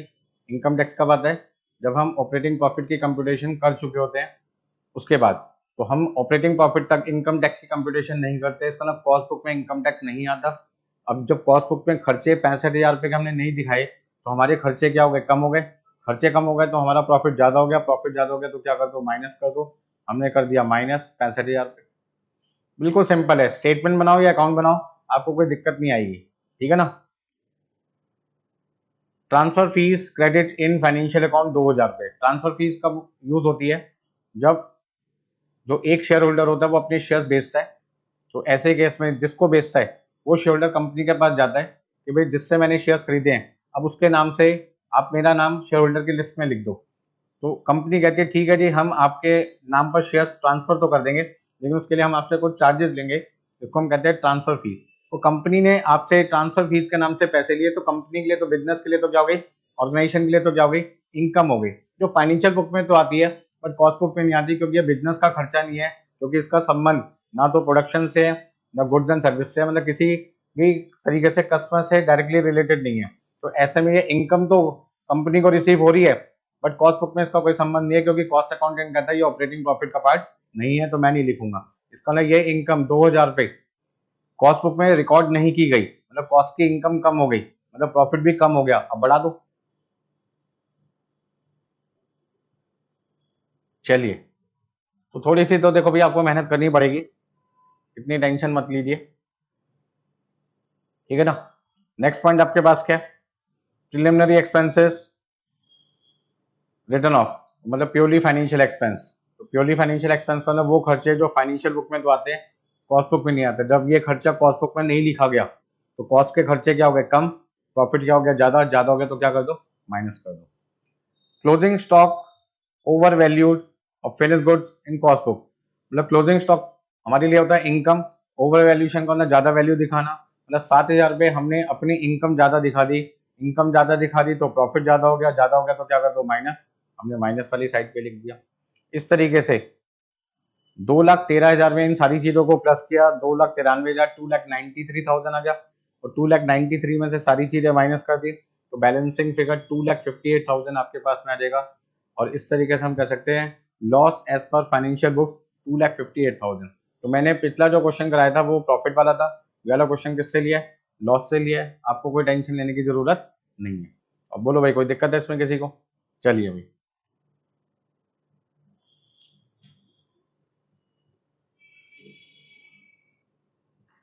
हाँ, नेक्स्ट क्वेश्चन आपके पास है क्वेश्चन नंबर 3, और इस क्वेश्चन में आपको trading profit and loss account दे रखा है, क्योंकि मेरे को रिवीजन के अंदर क्या करना है, ऐसे क्वेश्चंस लेके चलने जो आपकी सारी वैरायटी क्या कर दे, कवर कर दे। तो पहली वैरायटी में मैंने क्या किया था, मुझे कॉस्ट बुक और फाइनेंशियल बुक के डिफरेंसेस दे रखे थे, जिससे मुझे क्या करना था, अपना आंसर देना था स्टेटमेंट फॉर्म में। फिर उसी तरीके के क्वेश्चन को हमने मेमोरेंडम रिकंसिलिएशन अकाउंट की फॉर्म में समझाया। अब मुझे क्या करना है, मैं यहाँ पे देख रहा हूँ ट्रेडिंग P&L अकाउंट मुझे दे रखा है, the following is the trading P&L account of X limited, और आपको यहाँ पे नेट प्रॉफिट दे रखा है 3,83,500। यहाँ पे मुझे सेल दे रखी है 30,000 यूनिट की, और फिनिश स्टॉक 1,000 यूनिट का दे रखा है।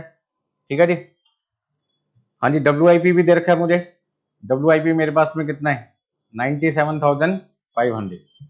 X limited manufacture standard unit, तो cost accounting records of X limited show the following. मतलब एक्स लिमिटेड एक प्रोडक्ट प्रोड्यूस करते हैं और उनकी इंफॉर्मेशन कॉस्ट बुक के हिसाब से हमें बता रखी है। प्रोडक्शन ओवरहेड जिसको हम कहते हैं फैक्ट्री ओवरहेड, जो कि 20% ऑफ किसका है, प्राइम कॉस्ट का। मतलब फैक्ट्री का खर्चा प्राइम कॉस्ट का कितना लेना है, 20% लेना है। एडमिनिस्ट्रेटिव ओवरहेड 9.75 पर फिनिश यूनिट। अब आपको ये नहीं बता रखा कि फिनिश यूनिट प्रोड्यूस है या फिनिश यूनिट सोल्ड है, तो ध्यान रखना रॉ मटेरियल कंज्यूम से लेके ऑफिस एंड एडमिनिस्ट्रेटिव ओवरहेड तक, रॉ मटेरियल कंज्यूम से लेके ऑफिस एंड एडमिनिस्ट्रेटिव ओवरहेड तक जितने भी खर्चे लिखे जाते हैं उन सभी खर्चों का संबंध किससे होता है, क्वांटिटी प्रोड्यूस से होता है भाई। किससे होता है, क्वांटिटी प्रोड्यूस से। और कॉस्ट ऑफ गुड्स सोल्ड से लेके सेल वैल्यू तक कोई भी इंफॉर्मेशन यदि पर यूनिट में दे रखी है तो उसका संबंध होता है क्वांटिटी सोल्ड से। किससे होता है भाई, क्वांटिटी सोल्ड से होता है। बस ये आपको ध्यान रखना है। तो up to cost of production तक सारे के सारे खर्चे क्वांटिटी प्रोड्यूस से कनेक्टेड होते हैं, और कॉस्ट ऑफ गुड्स सोल्ड से लेके सेल वैल्यू तक कोई भी चीज यदि आपको पर यूनिट में दे रखी है और आप उसे अमाउंट में लाना चाहते हैं तो आप उसे मल्टीप्लाई करेंगे क्वांटिटी सोल्ड से। तो इसका मतलब यहाँ पे क्वांटिटी आपको कौन सी यूज करनी है, प्रोड्यूस। चलिए फिर लिखा selling and distribution overhead ₹13 per unit sold. मतलब जितनी क्वांटिटी आपने बेची है उसको बेचने में हर यूनिट का खर्चा 13 रुपया है, तो 13 रुपये से आप क्या कर दोगे, मल्टीप्लाई कर दोगे। द अंडर और over absorption of overhead has not been transferred to costing P&L। क्या मतलब हुआ इस लाइन का, बहुत ही अच्छा पॉइंट है। जरा सर एक बार समझा दो क्या मतलब है। बेटा कॉस्ट बुक में और फाइनेंशियल बुक में ओवरहेड का जो अमाउंट होता है वो डिफरेंट हो सकता है, आपको पता ही है। एक जगह हमने एक्चुअल वैल्यू लिखी है, एक जगह हमने एस्टिमेटेड वैल्यू लिखी है। तो एस्टिमेटेड वैल्यू और एक्चुअल वैल्यू के बीच में जो डिफरेंस होता है वो डिफरेंस हमें क्या करना चाहिए, करेक्ट करना चाहिए। क्या मतलब हुआ इसका, सर आप इसको समझा तो दो। वही तो समझाने की कोशिश कर रहा हूँ। ये कॉस्ट बुक है, ये फाइनेंशियल बुक है। फाइनेंशियल बुक में और कॉस्ट बुक में फैक्ट्री का खर्चा हमें देखना पड़ेगा। यहां हमने लिखा 1 लाख रुपए जो कि एक्चुअल है, और यहां हमने लिख दिया 90,000 रुपए जो कि एस्टिमेटेड है।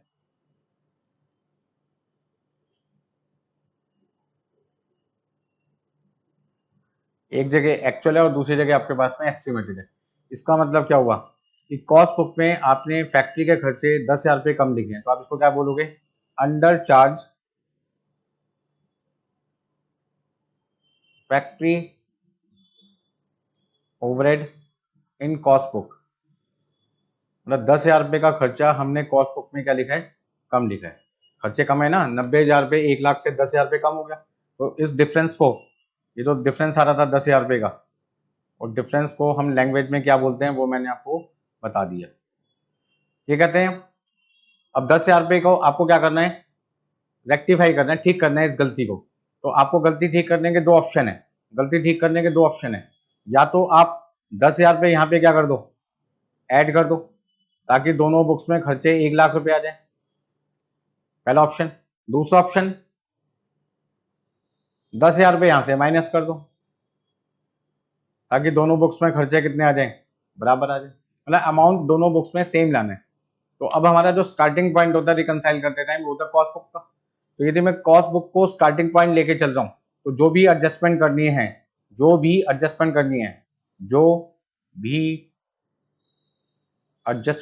है वो आपको कहां पे करनी है, कॉस्ट बुक में करनी है। इसका मतलब क्या हुआ, जो भी प्लस माइनस का गेम खेलना है वो आपको कहां पे खेलना है, कॉस्ट बुक में करना है। लेकिन हम कॉस्ट बुक में तो कर ही नहीं सकते क्योंकि हम तो ऑलरेडी 90,000 रुपए लिख चुके हैं। तो ऐसे केस में जब तक हम कॉस्ट बुक में नहीं लिखेंगे तब तक हमें इसको कहां पे दिखाना पड़ेगा, रिकंसिलिएशन स्टेटमेंट में। क्योंकि अभी तक हमने अपनी कॉस्ट बुक में इस गलती को रेक्टिफाई नहीं किया। गलती तो है बट अभी तक रेक्टिफाई नहीं किया। तो जब तक हम इसको रेक्टिफाई नहीं करते तब तक हम क्या कहेंगे कि हमने अपनी बुक्स में 10,000 रुपये कम लिखे हैं, इसलिए हमें ये 10,000 रुपये अभी कहाँ पे दिखाने पड़ेंगे, रिकंसिलिएशन स्टेटमेंट में दिखाने पड़ेंगे। बात समझ में आ रही है सबको? तो यही कह रहे थे पॉइंट में कि अभी तक अंडर चार्ज ओवर चार्ज का जो डिफरेंस था वो कॉस्ट बुक में रेक्टिफाई नहीं किया गया, ट्रांसफर नहीं किया गया। ट्रांसफर नहीं किया मतलब कि रेक्टिफाई नहीं किया, नॉट रेक्टिफाई, नॉट रेक्टिफाई। अभी तक हमने गलती का सुधार नहीं किया। जब तक सुधार नहीं करोगे तब तक डिफरेंस बना रहेगा। जब तक डिफरेंस बना रहेगा उसकी सही जगह क्या है, रिकंसिलिएशन स्टेटमेंट। तो उसको फिर आपको कहाँ दिखाना पड़ेगा, रिकंसिलिएशन स्टेटमेंट में दिखाना पड़ेगा। चलो, तो अब सबसे पहले आपसे क्वेश्चन में क्या कह रहे हैं भाई, सबसे पहले आपसे कह रहे हैं रिक्वायर्ड में prepare a statement showing cost and profit as per cost record. मतलब आपको एक स्टेटमेंट बनानी है जिसमें कॉस्ट और प्रॉफिट दोनों पता चल जाए कॉस्ट रिकॉर्ड के हिसाब से। मतलब सीधी सीधी भाषा कहें तो आपको यहाँ पर कॉस्ट शीट बनाने के लिए कहते हैं। क्या बनाने के लिए बोल रहे हैं भाई, कॉस्ट शीट बनाने के लिए कहते हैं। तो जब भी इस तरीके का कोई क्वेश्चन एग्जाम में आ जाए तो मैं आपको थोड़ी सी सलाह दूंगा। क्या सलाह दूंगा कि आपको एक वर्किंग नोट बनाना चाहिए, ठीक है ना। और वर्किंग नोट में देखिए कि आपको क्या क्या इंफॉर्मेशन दे रखी है। सबसे पहले हम बात कर रहे हैं कि हमें कॉस्ट शीट बनानी है, और कॉस्ट शीट बनाते टाइम कॉस्ट बुक में हमें किन किन चीज़ों की जरूरत पड़ती है। तो हमारे को क्वेश्चन में एक तो क्वांटिटी सोल्ड दे रखा है। क्वांटिटी सोल्ड कितना दे रखा है भाई, 30,000, और क्लोजिंग स्टॉक दे रखा है 1,000।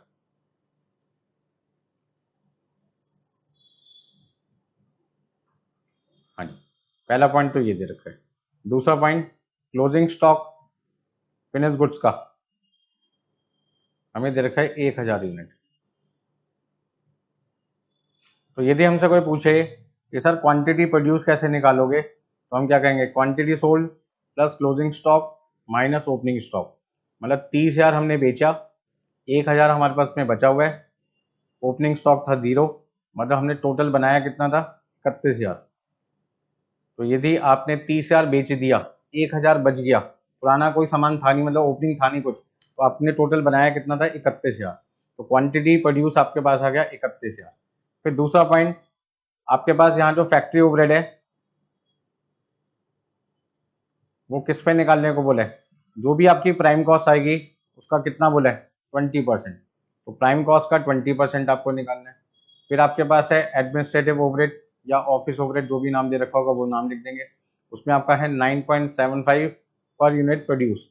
तो प्रोड्यूस कितना किया आपने, 31,000, 31,000 से मल्टीप्लाई करेंगे।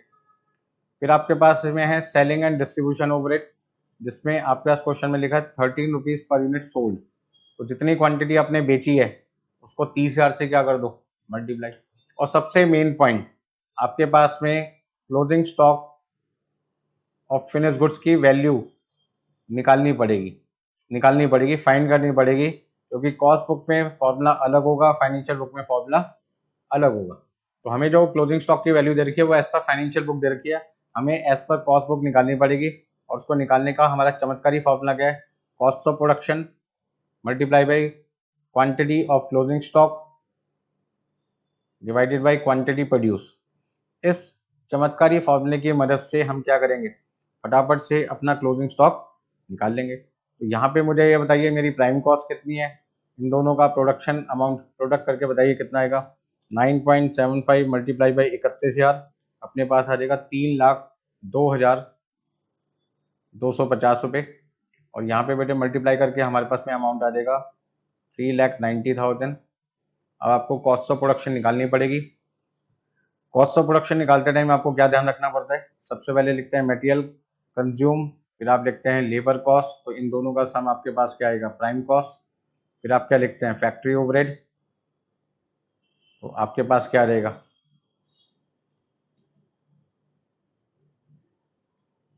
हाँ जी, क्लोजिंग WIP। बच्चा माइनस करना भूल जाता है, ये एक इम्पॉर्टेंट पॉइंट है जो बच्चा भूल जाता है जब वो कॉस्ट ऑफ प्रोडक्शन निकाल रहा होता है। तो यहाँ आपके पास आएगा फैक्ट्री कॉस्ट, और फैक्ट्री कॉस्ट में आप ऐड करोगे एडमिनिस्ट्रेटिव ओवरहेड, तो आपके पास आ जाएगा COP, मतलब कि कॉस्ट ऑफ प्रोडक्शन। तो आपसे एग्जाम में कहाँ गलती हो सकती है, आपसे एग्जाम में गलती हो सकती है आप क्लोजिंग WIP लिखना भूल जाते हैं, ठीक है ना। क्योंकि सारी चीजें आपकी चल रही होती है मन में, और मन क्या करता है, जितनी चीजें आपके दिमाग में होती है उतनी तो याद रखता है, बाकियों को भूल जाता है। तो मैं चाहता हूँ कि जब इस तरीके का कोई क्वेश्चन आए तो आपको एक बढ़िया सा वर्किंग नोट और बनाना चाहिए। ये तो हो गया वर्किंग नोट नंबर 1 और ये हो गया वर्किंग नोट नंबर 2। ठीक है ना भाई। तो सबसे पहले वापस चलते हैं क्वेश्चन पे और देखते हैं क्या क्या चीजें हमें दे रखी है। हम कॉस्ट शीट बनाते हैं। कॉस्ट शीट में हमारे पास में जो इंफॉर्मेशन दे रखी है वो factory overhead, administrative, selling overhead की तो दे रखी है। मतलब ये जो 3 पॉइंट है, ये तीनों पॉइंट कॉस्ट शीट बनाते टाइम डिफरेंट है। तो जो पॉइंट डिफरेंट है वो तो डिफरेंट रहेंगे, जो पॉइंट डिफरेंट नहीं है उन्हें फिर आपको मानना पड़ेगा कि दोनों बुक्स में क्या थे, सेम। जैसे मटेरियल की वैल्यू हमें माननी पड़ेगी, दोनों जगह थी सेम। तो मेटेरियल का अमाउंट यदि यहाँ पे 23,01,000 है तो बेटा मैं भी यहाँ पे कितना लिखूंगा, 23,01,000। बस ये ध्यान रखना कि जो वैल्यू आपको एक जगह दे रखी है दूसरी जगह नहीं दे रखी, तो मान के चलना पड़ेगा दोनों जगह सेम है। तो ऐसे ही वेजेस का अमाउंट है 12,05,750, 12,05,750 दोनों का सम आ गया 35,06,750। अब फैक्ट्री का खर्चा गलती से भी ये वाला मत लिख देना 692,250, ये मत लिख देना कॉस्ट शीट में, क्योंकि यहाँ पे साफ साफ बता रखा है कि फैक्ट्री का खर्चा प्राइम कॉस्ट का 20% है। तो यदि आपकी प्राइम कॉस्ट 35,06,750 है तो 35,06,750 का 20% आपने किया और आपने यहाँ पे क्या देखा कि आपका जो अमाउंट आ रहा है वो कितना आ रहा है, 7,01,350। अब क्लोजिंग WIP की जो वैल्यू आपको दे रखी है वो है 97,500। हमने 97,500 माइनस किया और आपके पास फैक्ट्री कॉस्ट आ गया 41,10,600। अब क्वेश्चन में लिखा हुआ है administrative overhead 9.75 per unit finish.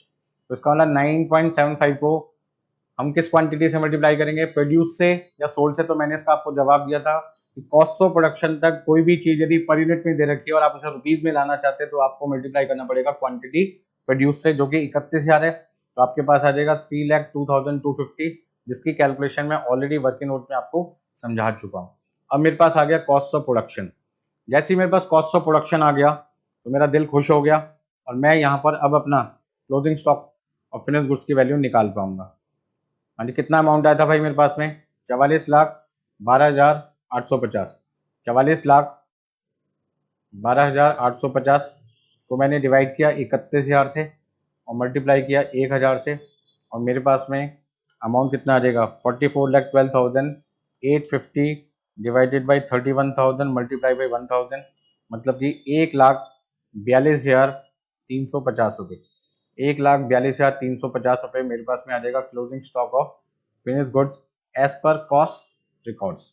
तो ध्यान रखना कॉस्ट बुक पे हमें क्लोजिंग स्टॉक की वैल्यू निकालनी होती है, हमें वो वैल्यू नहीं लिखनी जो फाइनेंशियल बुक में दे रखी होती है, क्योंकि कॉस्ट अकाउंटिंग के अपने नियम होते हैं और चार्टेड अकाउंटिंग के अपने नियम होते हैं। चलिए,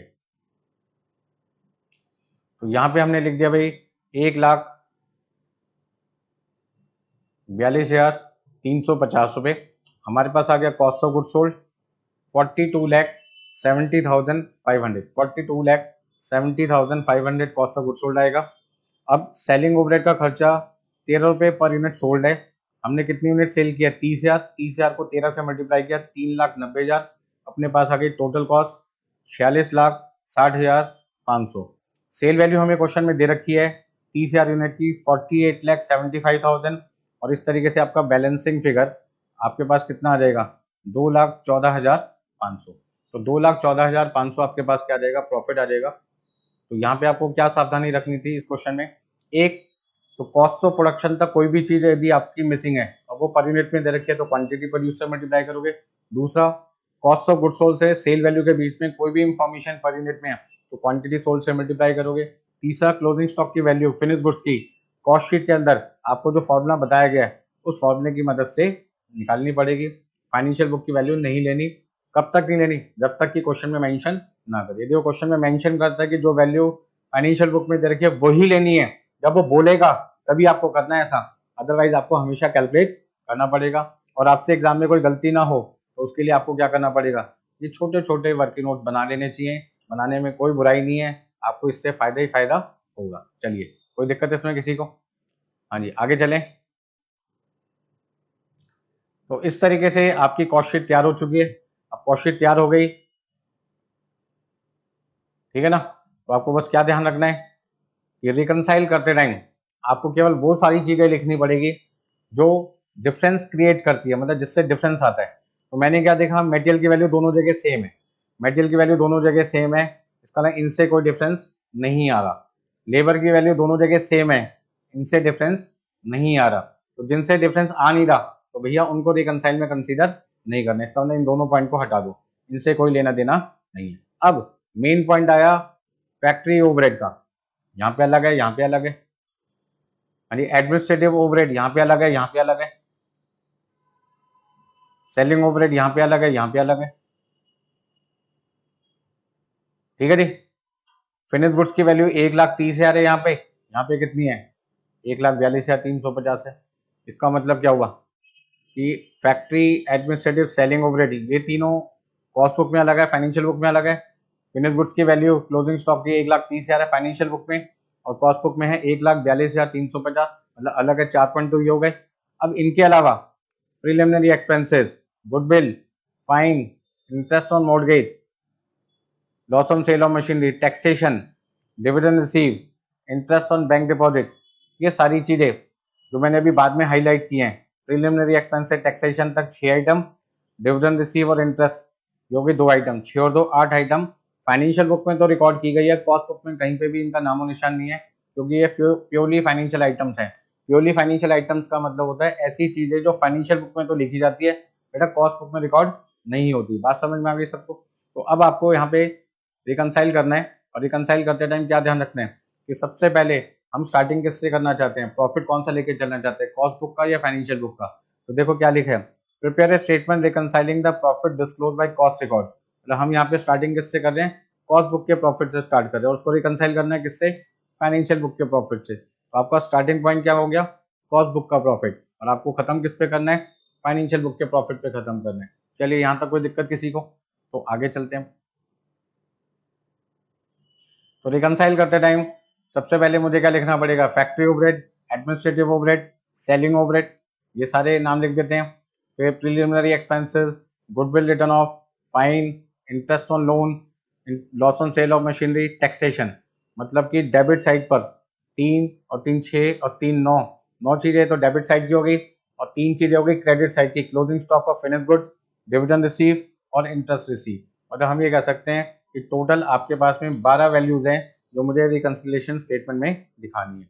तो देखो भाई, सबसे पहले फैक्ट्री का खर्चा है, फिर ऑफिस एंड एडमिनिस्ट्रेटिव ओवरहेड है, फिर आपका सेलिंग ओवरहेड है, फिर आपके पास है preliminary expenses, goodwill return of, fine, ठीक है ना, इंटरेस्ट, लॉस और टैक्सेशन। ये सारी की सारी जो वैल्यूज हैं ये डेबिट साइड पे लिखी गई हैं, ठीक है ना।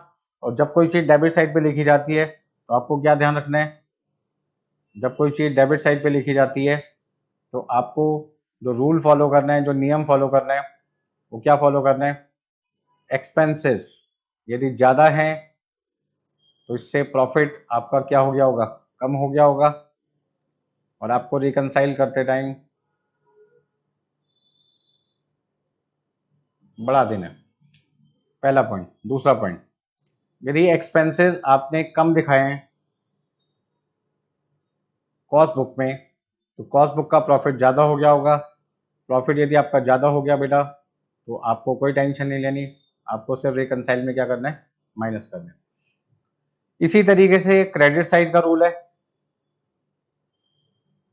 क्रेडिट साइड का रूल आपका क्या है, क्रेडिट साइड पे आता है इनकम,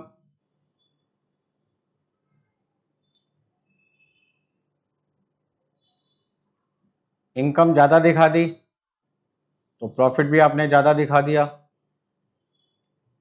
तो रिकंसाइल करते टाइम आपको क्या करना है, माइनस करना है। हाँ जी, इनकम आपने कम दिखा दी, इसका मतलब आपने प्रॉफिट भी कम दिखाया, तो रिकंसाइल करते टाइम आपको क्या करना है, बढ़ाना है। हाँ जी, कोई दिक्कत है इसमें किसी को? तो आपको ये ध्यान रखना है कि जो खर्चे आपने ज्यादा दिखा दिए उससे प्रॉफिट कम हो गया, खर्चे ज्यादा दिखाओगे प्रॉफिट कम हो जाएगा, रिकंसाइल में प्लस करना है। खर्चे कम दिखा रहे हो, प्रॉफिट ज्यादा हो गया, रिकंसाइल में आपको माइनस करना, मतलब जो काम आपने प्रॉफिट के साथ किया है उसका उल्टा काम आपको रिकंसिलेशन में करना है।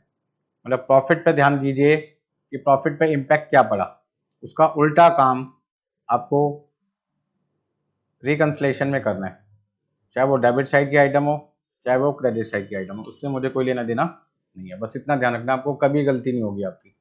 तो सबसे पहले हम बात करते हैं क्वेश्चन में, फैक्ट्री का खर्चा यहाँ पे है 692,250 और यहाँ पे है 71 और 701,350, मतलब कि हमने 7,01,350 7,01,350 का खर्चा कॉस्ट बुक में दिखाया, जबकि फाइनेंशियल बुक में है 692,250, मतलब कहीं ना कहीं 9100 रुपीज हमने कॉस्ट बुक में ज्यादा दिखा दिया। अब यदि कॉस्ट बुक में खर्चे ज्यादा दिखाऊंगा तो प्रॉफिट कम हो गया होगा, रिकंसाइल के टाइम पे क्या करना है, ऐड करना है आपको, ठीक है ना। आप खुद भी कर सकते हैं, बहुत सिंपल कॉन्सेप्ट है, इससे आसान कोई चैप्टर आपको पूरी कॉस्ट शीट में, कॉस्ट बुक में, मतलब कॉस्ट अकाउंटिंग सब्जेक्ट में नहीं मिलेगा, ठीक है ना। मतलब बहुत ही सिंपल चैप्टर है, तो हम यह कह सकता हूँ कि इससे सिंपल चैप्टर पूरे कॉस्ट अकाउंटिंग सब्जेक्ट में आपको नहीं मिलेगा, ठीक है ना। नेक्स्ट पॉइंट, ऑफिस का खर्चा हमने कॉस्ट बुक में लिखा 3,02,250, जबकि यहाँ पे लिखा 3,10,375। इसका ना 3,10,375 रुपये बड़ा होता है 3,02,250 से, कितना बड़ा होता है, 8125। इसका ना फाइनेंशियल बुक में खर्चा ज्यादा है, कॉस्ट बुक में कम है। अब यदि कॉस्ट बुक में खर्चा 8,125 रुपये कम है, खर्चे कम है, तो प्रॉफिट ज्यादा हो गया तो माइनस कर दो, माइनस कर दिया भैया मैंने 8,125 रुपये। नेक्स्ट आपके पास है सेलिंग ओवरहेड, तो सेलिंग ओवरहेड का अमाउंट हमने यहाँ पे लिखा 3,90,000 और यहाँ पे लिखा 368,875, मतलब 3,90,000 में से 368,875 माइनस किया, 21,125 रुपये कॉस्ट बुक में खर्चे ज्यादा हैं, 21,125 रुपये यदि कॉस्ट बुक में ज्यादा हैं तो कॉस्ट बुक में खर्चा बढ़ा, प्रॉफिट घटा, वापस क्या कर दो, ऐड कर दो, तो मैंने ऐड कर दिया 21,125 रुपये। अब आगे देखो, preliminary expenses, goodwill return of, fine, interest, loss और टैक्सेशन, ये 6 आइटम के लिए एक ही नियम है। ये वो सारे खर्चे हैं जो फाइनेंशियल बुक में तो आते हैं, purely financial expenses and losses, जो कॉस्ट बुक में रिकॉर्ड नहीं होते। इसका ना जब ये खर्चे कॉस्ट बुक में रिकॉर्ड नहीं हुए तो कॉस्ट का जो अमाउंट होगा टोटल वो कम हो गया, मतलब खर्चे कम हो गए, प्रॉफिट ज्यादा हो गया, तो क्या कर दो, माइनस। इन सबको बेटा हमने माइनस कर दिया, 1 2 3 4 5 6 आइटम को। तो इस तरीके से आपके डेबिट साइड की जो 9 आइटम्स थी वो सारी की सारी रिकॉर्ड हो गई। अब आ जाओ क्रेडिट साइड पे, क्रेडिट साइड पे आपके पास है डिविडेंड रिसीव और interest receive. Dividend receive, interest receive purely financial income है। प्योरली फाइनेंशियल इनकम का मतलब वो इनकम जो फाइनेंशियल बुक में तो आती है, कॉस्ट बुक में नहीं आती। इसका ना जो इनकम कॉस्ट बुक में नहीं लिखी गई, इसका ना कॉस्ट की इनकम कम हो गई, कॉस्ट की इनकम कम हो गई तो कॉस्ट का प्रॉफिट भी कम हो गया, कम हो गया तो क्या कर दो, बढ़ा दो। हमने दोनों को बढ़ा दिया, डिविडेंड रिसीव को भी और इंटरेस्ट रिसीव को भी, कितने से, 3,90,000 से और 65,000 से। हाँ जी, कोई दिक्कत है इसमें किसी को, 3,90,000 से और 65,000 से। आप चाहो तो कलर चेंज कर सकते हैं।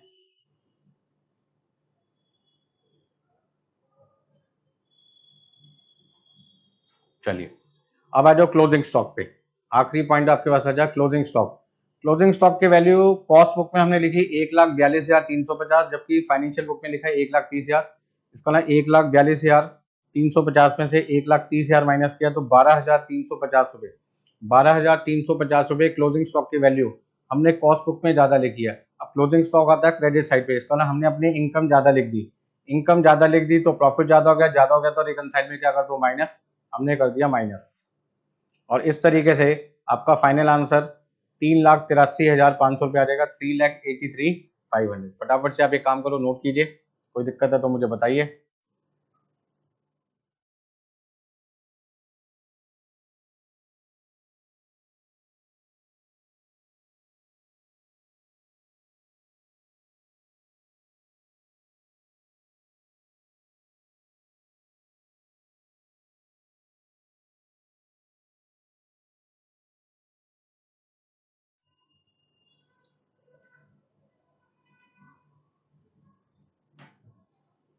हाँ जी, कोई दिक्कत इसमें किसी को, चलिए आगे चलते हैं। हाँ जी, नेक्स्ट क्वेश्चन, क्वेश्चन नंबर 4। और इस क्वेश्चन में हमें काफी सारे पॉइंट तो हमने ऑलरेडी क्वेश्चन नंबर किस में कर लिए, 3 में कर लिए। फोर्थ क्वेश्चन में हमें जो नया पॉइंट दिखाई दे रहा है वो कौन सा दिखाई दे रहा है, ओपनिंग स्टॉक का, ठीक है ना। तो Messrs Raja traders have furnished the following information from financial book, मतलब फाइनेंशियल बुक की आपको सारी जानकारी दे रखी है और आपको यहाँ पे ट्रेडिंग पीनल गिवन है। आपका प्रॉफिट है 48,050 रुपीज, 48,050 रुपये। अब कॉस्ट शीट बनाते टाइम फैक्ट्री का खर्चा लेबर का 60% लेना है, ओवरहेड का खर्चा ऑफिस ओवरहेड फैक्ट्री कॉस्ट का 20% लेना है, और selling expenses ₹6 per unit sold, मतलब जितनी क्वांटिटी बेचोगे उसको 6 रुपए से मल्टीप्लाई करना है। तो सिंपल भाषा में कह सकते हैं फैक्ट्री ओवरहेड लेबर कॉस्ट का 60%, ऑफिस ओवरहेड फैक्ट्री कॉस्ट का 20%, selling overhead quantity sold multiply by 6 रुपए। और पॉइंट नंबर 4 जबरदस्त पॉइंट है, opening stock of finish goods is valued at ₹45 per unit.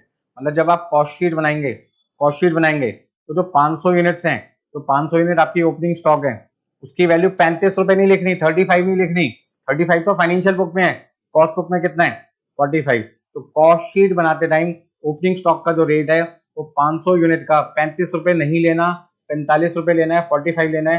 मतलब ओपनिंग स्टॉक की वैल्यू जब कॉस्ट शीट में लिखेंगे तो 500 यूनिट्स को 45 से मल्टीप्लाई करके कितना लिखोगे 22,500। बात समझ में आ गई सबको। चलिए, and closing stock as in financial books, ये पॉइंट बड़ा जबरदस्त है। सर पिछले क्वेश्चन में तो आपने कहा था क्लोजिंग स्टॉक की वैल्यू निकालनी होती है फिनिश गुड्स की, बट इस क्वेश्चन में बेटा लैंग्वेज में क्या लिखा है, closing stock as in financial book. यदि ये लाइन ना लिखी होती तो मैं एक वर्किंग नोट बनाता कॉस्ट ऑफ प्रोडक्शन का, जो मुझे कॉस्ट शीट से मिल जाएगा, फिर मैं कॉस्ट ऑफ प्रोडक्शन को क्वांटिटी प्रोड्यूस से डिवाइड करता और क्लोजिंग स्टॉक की क्वांटिटी से मल्टीप्लाई करता। लेकिन इस क्वेश्चन में ऐसा बिल्कुल भी नहीं करूंगा। क्यों नहीं करूंगा, क्योंकि क्वेश्चन में लिखा हुआ है साफ साफ कि फाइनेंशियल बुक की वैल्यू क्लोजिंग स्टॉक की जो दे रखी है वही आपको कॉस्ट बुक में भी लिखनी है। एज इन फाइनेंशियल बुक का मतलब जो वैल्यू फाइनेंशियल बुक में है वही सेम वैल्यू कॉस्ट बुक में लिखनी है। तो फाइनेंशियल बुक में कितनी है 12,500, वही सेम वैल्यू यहाँ पे भी लिखनी है। तो आप चाहो तो कॉस्ट शीट में क्या लिख सकते हो, same as financial book, same as financial book का मतलब जो वैल्यू फाइनेंशियल बुक में दे रखी है वही लिखनी है। आपको फॉर्मूला यूज नहीं करना जो पिछले क्वेश्चन में मैंने आपको कराया था। तो पिछले क्वेश्चन और इस क्वेश्चन में क्या डिफरेंस है वो मैंने आपको बता दिया। एक तो ओपनिंग स्टॉक का जो रेट है वो फाइनेंशियल बुक में 35 है, वो नहीं लेना, 45 लेना है कॉस्ट शीट बनाते टाइम।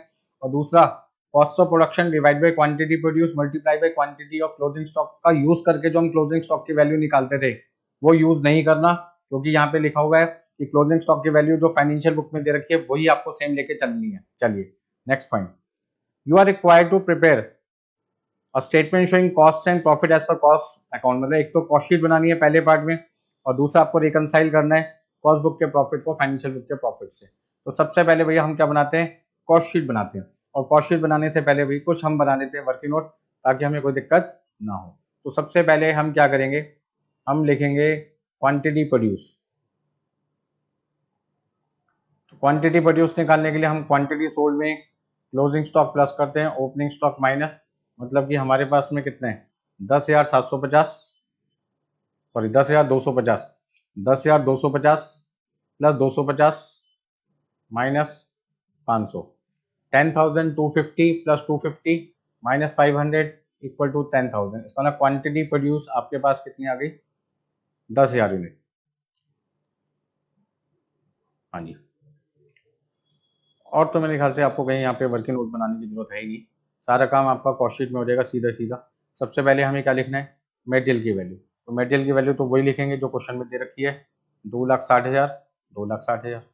लेबर की वैल्यू 1.5 लाख, 1.5 लाख।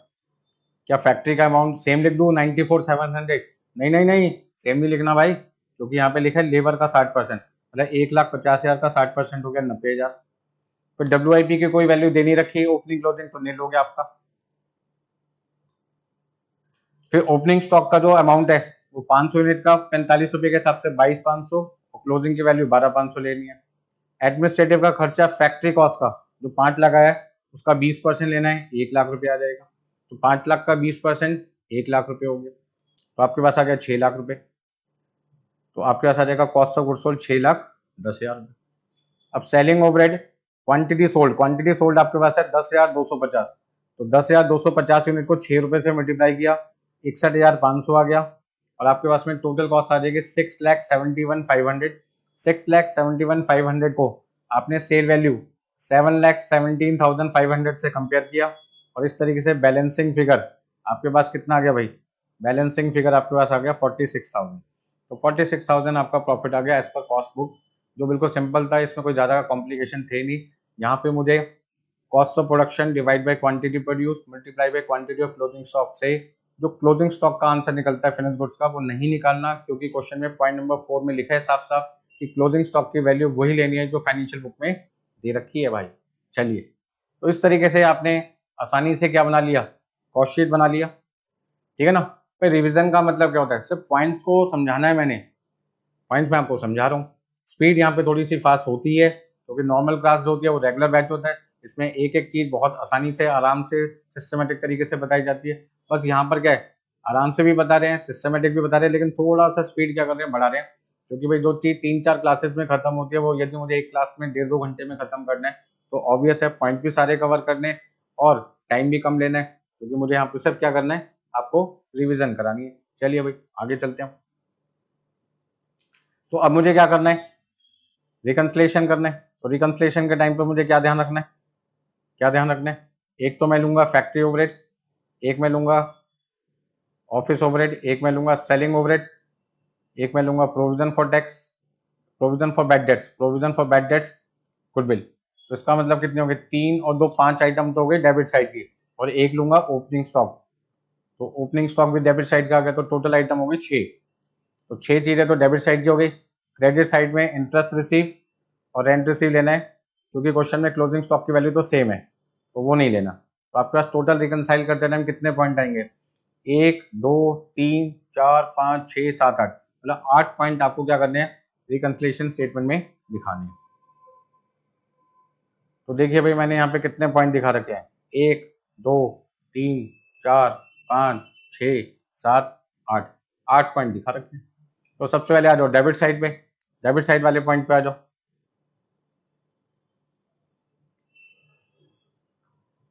हाँ जी, डेबिट साइड के लिए क्या ध्यान रखना है और क्रेडिट साइड के लिए आपको क्या ध्यान रखना है। जो बच्चे भूल जाते हैं, जिनको याद रखने में दिक्कत होती है, वो बच्चे क्या याद रखेंगे, एक्सपेंसेस, प्रॉफिट और रिकंसाइल।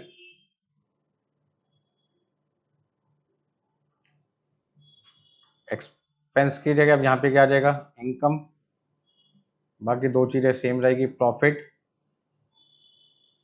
और रिकंसाइल। ठीक है जी। यानी एक्सपेंसेस ज्यादा हो गया तो प्रॉफिट आपका कम हो गया होगा, कम हो गया तो भैया प्लस कर दो। एक्सपेंसेस यदि आपने कम कर दिए तो प्रॉफिट आपने ज्यादा दिखा दिया होगा, ज्यादा दिखा दिया तो कम कर दो। इनकम ज्यादा दिखा दी तो प्रॉफिट भी ज्यादा दिखा दिया होगा, ज्यादा दिखा दिया तो कम कर दो। इनकम कम दिखाई है तो प्रॉफिट भी कम दिखाया होगा, कम दिखाया है तो भैया बढ़ा दो। बस इतना काम आपको यहाँ पर करना है और आपको कोई दिक्कत नहीं है। ठीक है ना भाई, तो फटाफट से ये सारे पॉइंट्स को समझो और लिख लो। अब जैसे इंटरेस्ट रिसीव, रेंट रिसीव है, ये दोनों क्रेडिट साइड पे आते हैं, जो हमने फाइनेंशियल बुक में तो लिखे हैं, कॉस्ट बुक में नहीं लिखे। इंटरेस्ट रिसीव और रेंट रिसीव, ये दोनों के दोनों जो है वो फाइनेंशियल बुक में तो लिखे गए हैं, कॉस्ट बुक में नहीं लिखे। इसका मतलब कॉस्ट की इनकम कम हो गई, कॉस्ट की इनकम कम हो गई तो प्रॉफिट भी कम हो गया, हमें क्या करना चाहिए, प्लस करना चाहिए, हमने प्लस का साइन लगा दिया। अब आ जाओ आपके पास में provision for bad debts and goodwill return of, ये दोनों हो गए purely financial expenses and losses जो कॉस्ट बुक में नहीं लिखे गए। इसका मतलब कॉस्ट के खर्चे क्या हो गए, खर्चे कम हो गए, प्रॉफिट क्या हो गया, ज्यादा, ज्यादा हो गया तो क्या कर दो, माइनस, दोनों को हमने माइनस कर दिया। ठीक है जी। ओपनिंग स्टॉक की वैल्यू हमने लिखी है, हाँ जी, कितनी लिखी है, 22,500, कॉस्ट बुक में लिखी है 22,500, 500 इंटू 45, ध्यान रखना 22,500। हाँ जी, कॉस्ट बुक में हमने लिखी है 22,500 और ओपनिंग स्टॉक की वैल्यू कितनी लिखी है, 17,500 फाइनेंशियल बुक में। तो आप ऐसे कह सकते हैं ओपनिंग स्टॉक की वैल्यू हमने कॉस्ट बुक में लिखी है 22,500, फाइनेंशियल बुक में लिखी है 17,500, मतलब कि हमने डेबिट साइड का जो खर्चा होता है वो दोनों का डिफरेंस यदि हम देखें तो कितना आता है, 17 और 5 22, 5,000 का डिफरेंस है। तो 5,000 रुपए के हमने खर्चे क्या कर दिए, खर्चे क्या दिखाए हैं, कॉस्ट बुक में ज्यादा दिखाए, कॉस्ट बुक में ज्यादा दिखाए भाई, 22,500, 17,500 से 5,000 रुपए ज्यादा, खर्चे ज्यादा हो गए, प्रॉफिट कम हो गया, कम हो गया तो क्या कर दो, बढ़ा दो। तो हमने क्या कर दिया, ओपनिंग स्टॉक ओवर वैल्यूड 5,000 रुपए के नाम से ऐड कर दिए, ठीक है ना। बाकी सारे पॉइंट तो सिंपल है, फैक्ट्री, ऑफिस और सेलिंग, वो आप खुद भी कर सकते हैं। स्टार्टिंग पॉइंट है आपका profit as per cost book, और आपका एंडिंग पॉइंट है फाइनेंशियल बुक। तो जो 46,000 में प्लस ऐड लिखा है उनको प्लस कर दो, जिनके आगे लेस लिखा है उनको माइनस कर दो, फाइनली आपका आंसर आ जाएगा 48,050। यदि कोई एरर हो तो आप बता देना, वैसे मेरे ख्याल से कोई एरर होनी नहीं चाहिए, प्लस माइनस है अपनी तरफ से तो बिल्कुल ठीक किया मैंने। चलिए,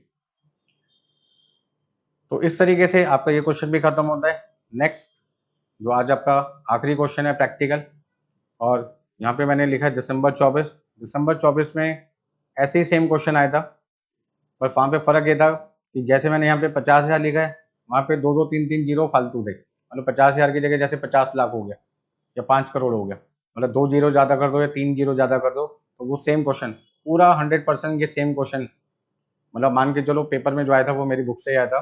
तो सुमित रस्तोगी की क्लासेस की मैं बुक आपको प्रोवाइड करता हूँ, जो नोट्स प्रोवाइड करता हूँ, उसमें से मान के चलिए आपका हर एग्जाम के अंदर 80% पेपर तो कवर होता ही होता है, मतलब 80% पेपर एवरेज आता ही आता है हर बार, चाहे वो जून 24 था या दिसंबर 24 था या उससे पहले के एग्जाम थे। यदि कोई बच्चा ढंग से इंपॉर्टेंट क्वेश्चन की जो लिस्ट में आपको देता हूँ वो ढंग से करके जाए और ये रिविजन लेक्चर को ढंग से करके जाए, तो मुझे लगता है कि आराम से वो चारों पेपर में जो पेपर नंबर 8 है उसमें अच्छे नंबर लाके ग्रुप को आसानी से क्लियर कर सकते हैं। आपका भी नाम होगा, मेरा भी नाम होगा, और दोनों को फायदा होगा। नाम का मतलब है कि बच्चा पास हो जाता है तो भाई बड़ी खुशी मिलती है कि हाँ जी बच्चा पास हो गया। कहाँ पढ़ा था? इन सर से पढ़ा था।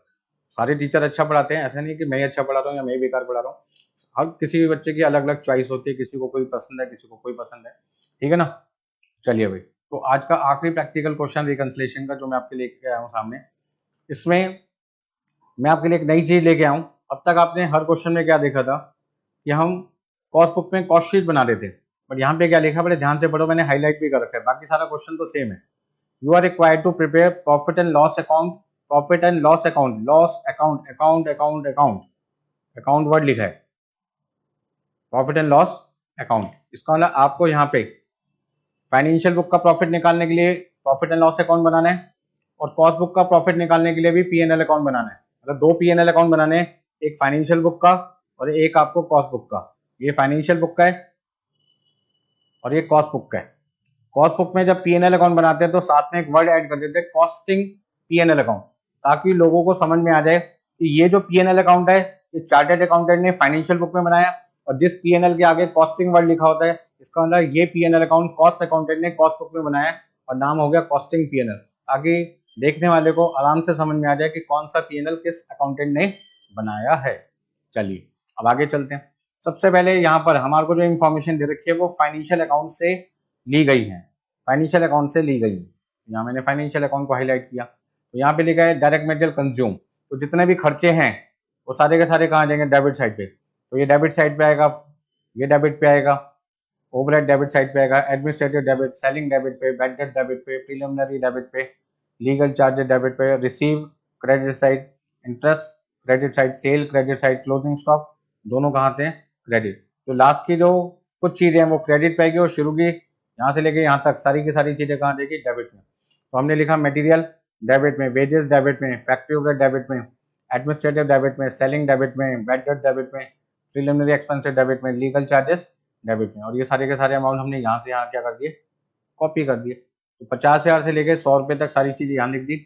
अब आ जाओ क्रेडिट साइड पे। क्रेडिट साइड पे मैंने लिखा डिविडेंड रिसीव 1,000, इंटरेस्ट रिसीव 200, फिर सेल वैल्यू लिखी 1,20,000, फिर आपके पास में क्लोजिंग स्टॉक लिखा 400 यूनिट का 3200, और WIP लिखा 2400, और आपके पास में बैलेंसिंग फिगर जो प्रॉफिट आ जाएगा फाइनेंशियल बुक का वो आ जाएगा 12,900। बिल्कुल सिंपल है। आपको यहाँ पे क्या करना है? डेबिट वाली चीजें डेबिट साइड पे लिखनी है, क्रेडिट वाली सारी चीजें क्रेडिट पे लिखनी है, और आपका बैलेंसिंग फिगर प्रॉफिट भी आ सकता है और लॉस भी आ सकता है। चलिए अब दूसरा पॉइंट आपके पास है, सर आपने ये वाला पीएनएल तो हमने बचपन से सीख रखा है, 11th क्लास से भी सीखा था, आगे भी हमें पता है, लेकिन जो पीएनएल अकाउंट हम कॉस्ट बुक में बना रहे हैं वो कैसे बनेगा? बेटा वो सारी चीजें आपको यहाँ पे लिखनी होगी जो सारी चीजें आप पीएनएल में भी लिखते थे, लेकिन वो सारी चीजें हटा दो जो प्योरली फाइनेंशियल आइटम्स होती हैं। प्योरली फाइनेंशियल का मतलब आपको प्रीलिमिनरी एक्सपेंस नहीं लिखना, लीगल चार्जेस नहीं लिखना, आपको डिविडेंड रिसीव नहीं लिखना, आपको इंटरेस्ट रिसीव नहीं लिखना, बाकी सारी चीजें आपको लिखनी है, ठीक है ना। बाकी सारी चीजें लिखनी है। तो मैंने क्या लिखा? मटेरियल लिखा, वेजेस लिखी, फैक्ट्री ओवरहेड लिखा, एडमिनिस्ट्रेटिव लिखा, सेलिंग ओवरहेड लिखा, सेल वैल्यू लिखी, क्लोजिंग स्टॉक लिखा। लेकिन क्या वैल्यू सेम लिखेंगे? तो पहला पॉइंट है कि क्या क्या चीजें लिखनी है, क्या क्या चीजें नहीं लिखनी। तो सारी चीजें हमें लिखनी है P&L अकाउंट वाली, प्योरली फाइनेंशियल आइटम को छोड़कर, प्योरली फाइनेंशियल आइटम को छोड़कर बाकी सारी चीजें हमने यहाँ पर लिख दी। अब वैल्यू कौन सी लिखनी है? तो कहते हैं मेटेरियल का अमाउंट आपको 56,000 रुपए लिखने हैं। मेटेरियल का अमाउंट कौन सा लिखना भाई? 56,000। तो हमने यहाँ पे 56,000 रुपए लिखा, जबकि क्वेश्चन में ऊपर कितना दे रखा है? 50,000। तो फाइनेंशियल बुक में 50,000 लिखेंगे, कॉस्ट बुक में 56,000। लेबर के बारे में कोई इंफॉर्मेशन नहीं है, तो दोनों में आपको 30,000 लिखना पड़ेगा, ऊपर भी और यहाँ पर भी। Factory overhead 20% of prime cost, तो प्राइम कॉस्ट कितनी होगी? प्राइम कॉस्ट होगी 56,000 और 30,000 86,000। 56,000 और 30,000 86,000, 86,000 का 20%, 86,000 का 20%, आपके पास आ गया 17,200। ठीक है जी। फिर आपके पास है एडमिनिस्ट्रेटिव ओवरहेड 60 पैसे पर यूनिट ऑफ प्रोडक्शन, मतलब जितनी क्वांटिटी आपने प्रोड्यूस की है उसको 60 पैसे से मल्टीप्लाई कर दो। अब क्वांटिटी कितनी प्रोड्यूस की है भाई, ये पहले पता लगाओ। तो क्वांटिटी कितनी प्रोड्यूस की है उसको समझो। 12,000 यूनिट तो आपने बेच दी और 400 अभी भी बची हुई है। तो 12,000 बेची, 400 बची हुई है, इसका मतलब 12,400 बनाई होगी। तो 12,400 यूनिट जो आपने बनाई है उसे 60 पैसे से मल्टीप्लाई कर दो, तो आपके पास आ जाएगा 7,440। 7,440, 12,400 यूनिट आपके पास आ गई क्वांटिटी प्रोड्यूस। फॉर्मूला क्या है? Quantity sold plus closing stock minus opening stock. Quantity sold 12,000, quantity of closing stock मतलब क्लोजिंग स्टॉक 400, तो 12,000 प्लस 400, 12,400, ओपनिंग है नहीं तो मतलब 12,400 हो गया। अब सेलिंग एंड डिस्ट्रीब्यूशन 80 पैसे पर यूनिट सोल्ड, मतलब 80 पैसे को 12,000 से मल्टीप्लाई कर दो तो आपके पास कितना आ जाएगा? 9,600। सेल वैल्यू आपकी सेम रहेगी,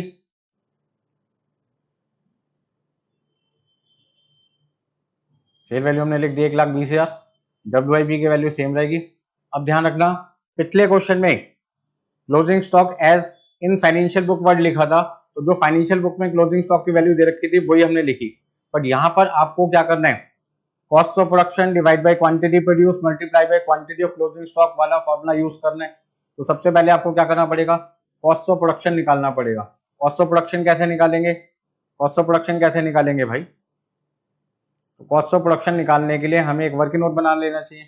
सबसे पहले लिखेंगे material consume plus labour cost, दोनों का sum prime cost plus factory overhead minus closing WIP। ये पॉइंट आपका इंपॉर्टेंट पॉइंट है, बच्चा लोग भूल जाता है, आप तो समझदार हैं, आपको भूलना नहीं है। प्लस एडमिनिस्ट्रेटिव ओवरहेड, तो आपके पास आ जाएगा कॉस्ट ऑफ प्रोडक्शन। अब फटाफट से वैल्यू लिख दो। मटेरियल कितना था? 56,000। लेबर कितना है? 30,000। आपके पास है 86,000। 86,000 का 20% 17,200। यानी WIP कितना है आपका? 2,400।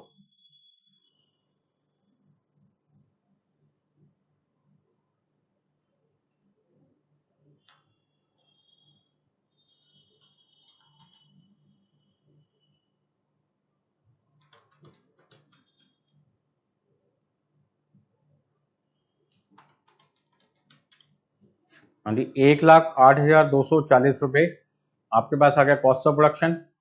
अब यदि क्लोजिंग स्टॉक की वैल्यू निकालनी है तो क्लोजिंग स्टॉक की वैल्यू निकालने के लिए cost of production divide by quantity produce multiply by quantity of closing stock. तो 1,08,240 को 12,400 से डिवाइड कर दिया और 400 से मल्टीप्लाई किया, तो देखिए भैया आपके पास में क्लोजिंग स्टॉक का अमाउंट कितना आ जाएगा? हाँ जी, 3,492, 3,492, 3,492 रुपीज आपके पास में आ जाएगा। कोई दिक्कत इसमें किसी को? चलिए, तो इस तरीके से आप क्लोजिंग स्टॉक की वैल्यू आराम से निकाल लेंगे।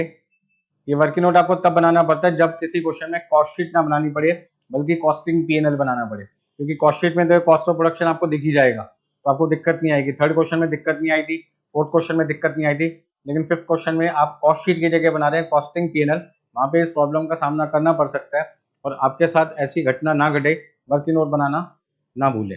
चलिए, तो 3,492 आपके पास आ गया क्लोजिंग स्टॉक की वैल्यू। 3,492 मैंने यहाँ पे लिखा वर्किंग नोट से, और मेरा बैलेंसिंग फिगर प्रॉफिट आ गया 5652, 5652। हाँ जी 5652 मेरा प्रॉफिट आ गया। अब आपको क्या करना है, रिकंसाइल करना है, रिकंसाइल करना है मुझे। तो रिकंसाइल में अब आपको ध्यान रखना पड़ेगा कि मैं किन किन चीजों को लेके चलूंगा। तो भाई मैं सबसे पहले मटेरियल को लेके चलूंगा क्योंकि यहाँ 50,000 है, यहाँ 56,000 है। फिर दूसरा फैक्ट्री ओवरहेड लेके चलूंगा, तीसरा एडमिनिस्ट्रेटिव ओवरहेड लेके चलूंगा। अच्छा सेलिंग एक्सपेंस को नहीं लूंगा क्योंकि दोनों जगह सेम अमाउंट है। फिर बैड डेट्स को लेके चलूंगा, प्रिलिमिनरी एक्सपेंस लूंगा, लीगल एक्सपेंस है। इसका मतलब डेबिट साइड के कितने पॉइंट आ गए, 3 और 3 6 आ गए। क्रेडिट साइड पे closing stock of finish goods की वैल्यू यहाँ पे 3200 है, यहाँ पे 3492 है। डिविडेंड रिसीव और इंटरेस्ट रिसीव, तो 6 आइटम तो डेबिट साइड की हो गई, 3 आइटम क्रेडिट साइड की हो गई। टोटल मुझे रिकंसिलिएशन बनाते टाइम कितनी आइटम दिखानी है, कितनी आइटम दिखानी है, 9 आइटम दिखानी है, 6 और 3 9। लेकिन अब क्वेश्चन को बड़े सावधानी से पढ़ें, सावधानी से पढ़ने का टाइम शुरू हो गया। Statement showing the reconciliation of profit disclose in financial account which shown in cost account. मतलब यहाँ पे ये पॉइंट मैंने थोड़ा सा चेंज कर दिया। एग्जाम के अंदर तो कॉस्ट पहले लिखा था, फाइनेंशियल बाद में लिखा है, बट मैंने आपको क्या करना है, सारे पॉइंट्स कवर करने हैं। तो अब तक हमने जितने भी क्वेश्चन किए थे उसमें आपने क्या देखा था, स्टार्टिंग पॉइंट आपका क्या था, कॉस्ट बुक था और एंडिंग था फाइनेंशियल। मैं चाहता हूं कि इस क्वेश्चन में मैं आपका स्टार्टिंग फाइनेंशियल बुक से करूं और एंडिंग किससे करूं, कॉस्ट बुक से। तो आप मेरी बात को समझ गए होंगे कि मैं आपको इस क्वेश्चन में थोड़ा सा परिवर्तन करके दिखा रहा हूँ।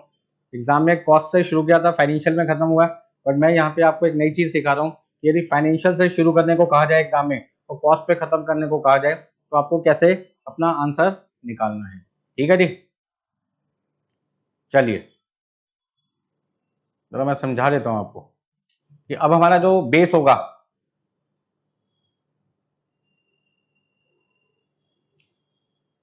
अब हम जो बेस लेके चल रहे हैं, बेस का ना स्टार्टिंग पॉइंट वो कौन सा लेके चल रहे हैं, देखिए भाई फटाफट से।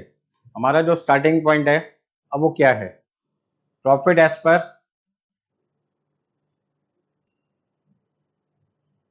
Financial book.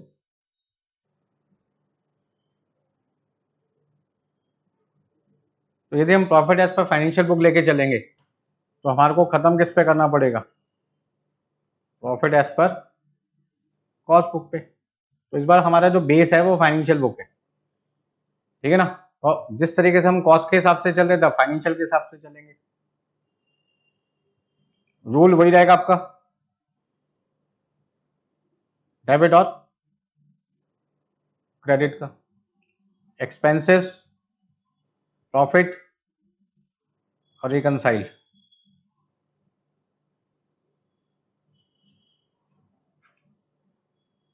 इनकम,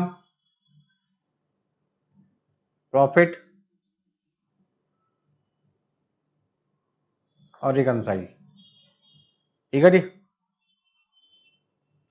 एक्सपेंसेस ज्यादा मतलब कि प्रॉफिट कम हो गया तो प्लस कर दो भाई। यानी एक्सपेंसेस ज्यादा दिखा दिए या कम दिखा दिए, तो पहले तो ज्यादा थे अब कम कर दो। एक्सपेंसेस कम कर दिए मतलब कि प्रॉफिट ज्यादा हो गया तो भैया कम कर दो। इनकम ज्यादा मतलब प्रॉफिट ज्यादा, माइनस करो। इनकम कम, प्रॉफिट भी कम हो गया होगा तो अब क्या कर दो, बढ़ा दो। मतलब आपको रिकंसाइल के टाइम पे क्या ध्यान रखना है, उल्टा चलना है, इनवर्स। जो आपने प्रॉफिट के साथ किया है उसका उल्टा काम आपको रिकंसाइल करते टाइम करना है, रिकंसिलेशन में करना है। प्लस को माइनस, माइनस को प्लस, ठीक है जी। अब ध्यान से पढ़िए, पहला पॉइंट क्या लिखा है, यानी मटेरियल की वैल्यू फाइनेंशियल बुक में है 50,000 रुपए, कॉस्ट बुक में कितनी है 56,000। ध्यान रखना अंडर चार्ज ओवर चार्ज कौन नहीं मानता, चार्टेड अकाउंटेंट फाइनेंशियल बुक में नहीं मानता, क्योंकि वो कहता है कि हम यहाँ पर सारी की सारी वैल्यू कौन सी लिख रहे हैं, एक्चुअल लिख रहे हैं। और यहाँ पर कॉस्ट अकाउंटेंट क्या कहता है, हम कौन सी वैल्यू लिखते हैं भाई, पता चल जाए तो एक्चुअल लिख देंगे, नहीं पता चले तो एस्टिमेटेड लिख देंगे। तो कुछ वैल्यू एक्चुअल होती है, कुछ वैल्यू एस्टिमेटेड होती है, ठीक है ना। तो चलो भाई, अब मटेरियल की वैल्यू यहाँ है 50,000 रुपए, यहाँ है 56,000 रुपए। इसका ना कॉस्ट बुक में 6,000 रुपए वैल्यू ज्यादा लिखी है। तो ओवर चार्ज अंडर चार्ज का जो वर्ड होता है, ओवर अंडर, वो कौन यूज करता है, कॉस्ट, चार्टेड नहीं यूज करता। तो लैंग्वेज वही लिखनी पड़ेगी जो लैंग्वेज आप पहले लिख रहे थे। ओवर चार्ज, कितना कितना डिफरेंस आ रहा है आपका 6000 रुपए। तो 6000 रुपए आप क्या लिखोगे ज्यादा, direct material consume over charge in cost book, मतलब कॉस्ट बुक में 6000 रुपए का खर्चा ज्यादा है, कॉस्ट बुक में ज्यादा है, ध्यान रखना कॉस्ट बुक में ज्यादा है। लेकिन हमारा स्टार्टिंग पॉइंट क्या है, हमारा स्टार्टिंग पॉइंट तो भैया फाइनेंशियल बुक है ना, हमारा स्टार्टिंग पॉइंट तो क्या है, फाइनेंशियल बुक है। तो अब हमें फाइनेंशियल बुक के हिसाब से सोचना है। इस क्वेश्चन को ध्यान से सुनो समझो। कॉस्ट अकाउंटेंट ने वहां पे उसने 6000 रुपए का खर्चा ज्यादा दिखाया, तो चार्टेड क्या कहता है, भाई मैंने तो 6000 रुपए का खर्चा कम दिखाया है, मैंने 6000 रुपए का खर्चा कम दिखाया है, तो मेरा प्रॉफिट फाइनेंशियल बुक का प्रॉफिट। अब ये सारी की सारी बातें किसकी चल रही है, फाइनेंशियल प्रॉफिट की बात चल रही है, फाइनेंशियल प्रॉफिट।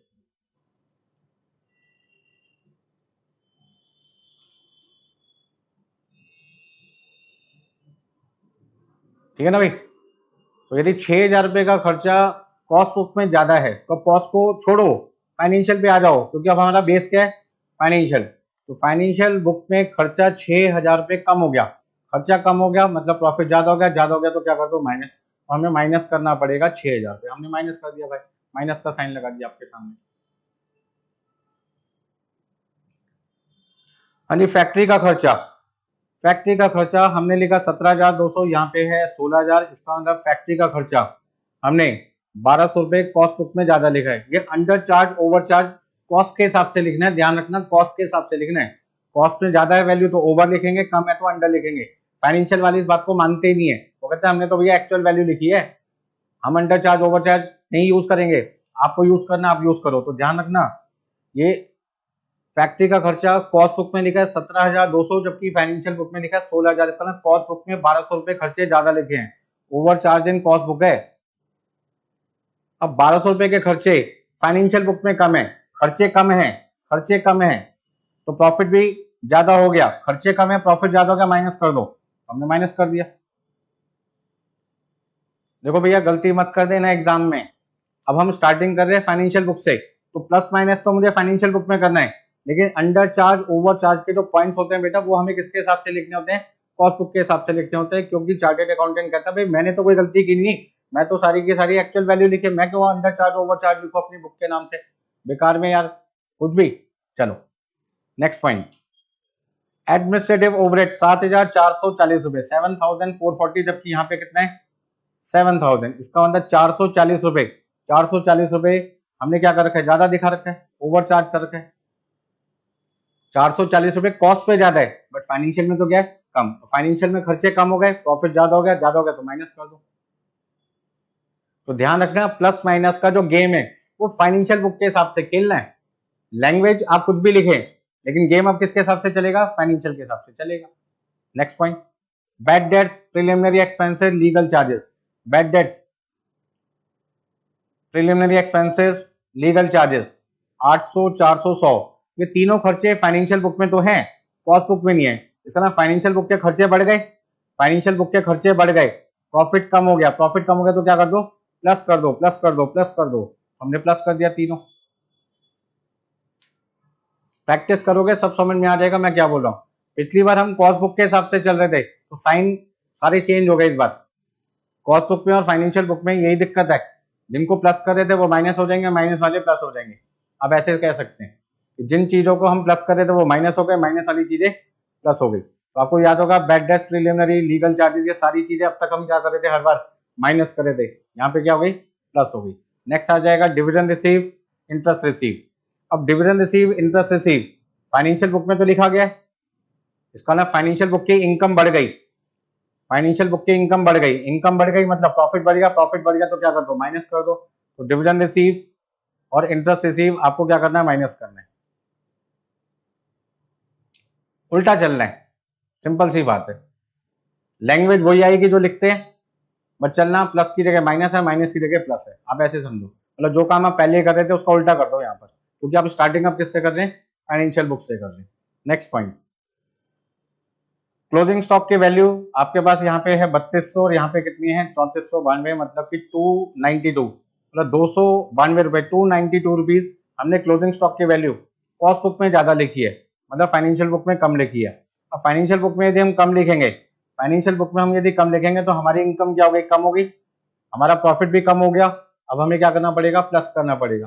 फाइनेंशियल बुक में 292 रुपीज की क्लोजिंग स्टॉक की वैल्यू कम लिखी है, क्लोजिंग स्टॉक आता है क्रेडिट साइड पे, इसका ना फाइनेंशियल बुक में हमने अपनी 292 रुपए की इनकम कम लिखी, प्रॉफिट कम लिखा, बढ़ा दो, बढ़ा दिया। तो इस तरीके से 12,900 में जिनके आगे लेस लिखा है लेस कर देंगे, ऐड लिखा है ऐड कर देंगे, और आपका फाइनल आंसर कितना देगा, 5,652। तो फाइनेंशियल बुक का प्रॉफिट आपने निकाला था 12,900 और कॉस्ट बुक का प्रॉफिट आपने निकाला था 5652 रुपए। इस तरीके से आपने स्टार्टिंग इस बार किससे किया है, फाइनेंशियल बुक से, और एंडिंग किस पे किया आपने, कॉस्ट बुक पे। तो मैं आपको इस चैप्टर में जो भी पॉइंट्स है सारे के सारे लगभग कवर करवा चुका हूँ। अब अगला पॉइंट आपके पास आता है प्रैक्टिकल क्वेश्चन के बाद में कि सर एमसीक्यू इस चैप्टर के कैसे मिलेंगे एग्जाम में, एमसीक्यू हमें कैसे मिलेंगे इस चैप्टर में। तो सबसे पहले देखिए कुछ एमसीक्यू मैं आपको करवा रहा हूँ। When you attempt a reconciliation of profit as per financial account and cost account, the following is done। मतलब जब आप फाइनेंशियल बुक और कॉस्ट बुक में रिकंसाइल करते हैं, मतलब रिकंसिलेशन बनाते हैं, तो उनमें से कौन सा आंसर आपका सही है, add under absorption of overhead in cost accounts if you start from the financial account. मतलब आपको ध्यान रखना पड़ेगा कि राइट आंसर कौन सा है। स्टार्टिंग किससे कर रहे हैं भाई, फाइनेंशियल बुक से। ये कहते हैं यदि फाइनेंशियल बुक से स्टार्टिंग करते हैं तो under absorption of overhead in cost को क्या करोगे, अंडर का मतलब क्या हुआ, कम। अब कॉस्ट में खर्चे कम है, कॉस्ट में खर्चे कम है, ध्यान से समझना, कॉस्ट में खर्चे कम है मतलब फाइनेंशियल में खर्चे क्या हो गए, खर्चे ज्यादा हो गए फाइनेंशियल में, तो प्रॉफिट क्या हो गया आपका, कम हो गया। तो आपको क्या करना चाहिए, ऐड करना चाहिए। तो आपका आंसर क्या है, ऐड। तो राइट आंसर क्या हो गया, ए हो गया आपका। ध्यान से समझिए, ये कहते हैं यदि हम स्टार्टिंग करते हैं फाइनेंशियल बुक से तो मुझे प्लस माइनस भी किसके लिए करना है, फाइनेंशियल बुक के लिए करना है। जैसे अभी मैंने 5th क्वेश्चन कराया था, लास्ट क्वेश्चन जो आपको कराया था। तो यदि मैं अपने खर्चे कॉस्ट बुक में कम दिखा रहा हूँ, कॉस्ट में कम दिखा रहा हूँ, तो फाइनेंशियल में ज्यादा दिखा रहा हूँ, फाइनेंशियल में मैंने खर्चे ज्यादा दिखा दिए तो मेरा प्रॉफिट क्या हो गया, कम हो गया। मुझे क्या करना चाहिए, रिकंसाइल में प्लस करना चाहिए। तो आपका आंसर होगा ऐड, बिल्कुल सही। There is a loss as per financial account of 10,600। मतलब आपका 10,600 रुपए का फाइनेंशियल बुक में लॉस है। डोनेशन कितना है, 6,000 रुपए, जो कॉस्ट में नहीं लिखा गया। इसका मतलब नेट लॉस फाइनेंशियल बुक में कितना है, 10,600, मतलब कि एक तरीके से नेगेटिव बैलेंस है। Donation not shown in cost account 6,000 रुपए। अब डोनेशन क्या होता है, बोलो भाई।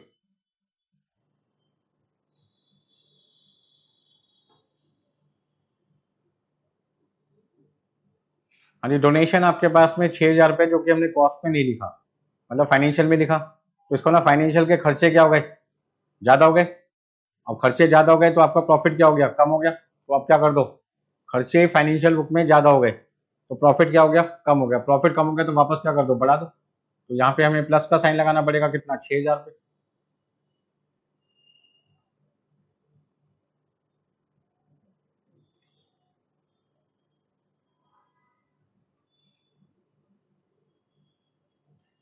तो अभी भी माइनस में आंसर कितना आएगा, 4,600।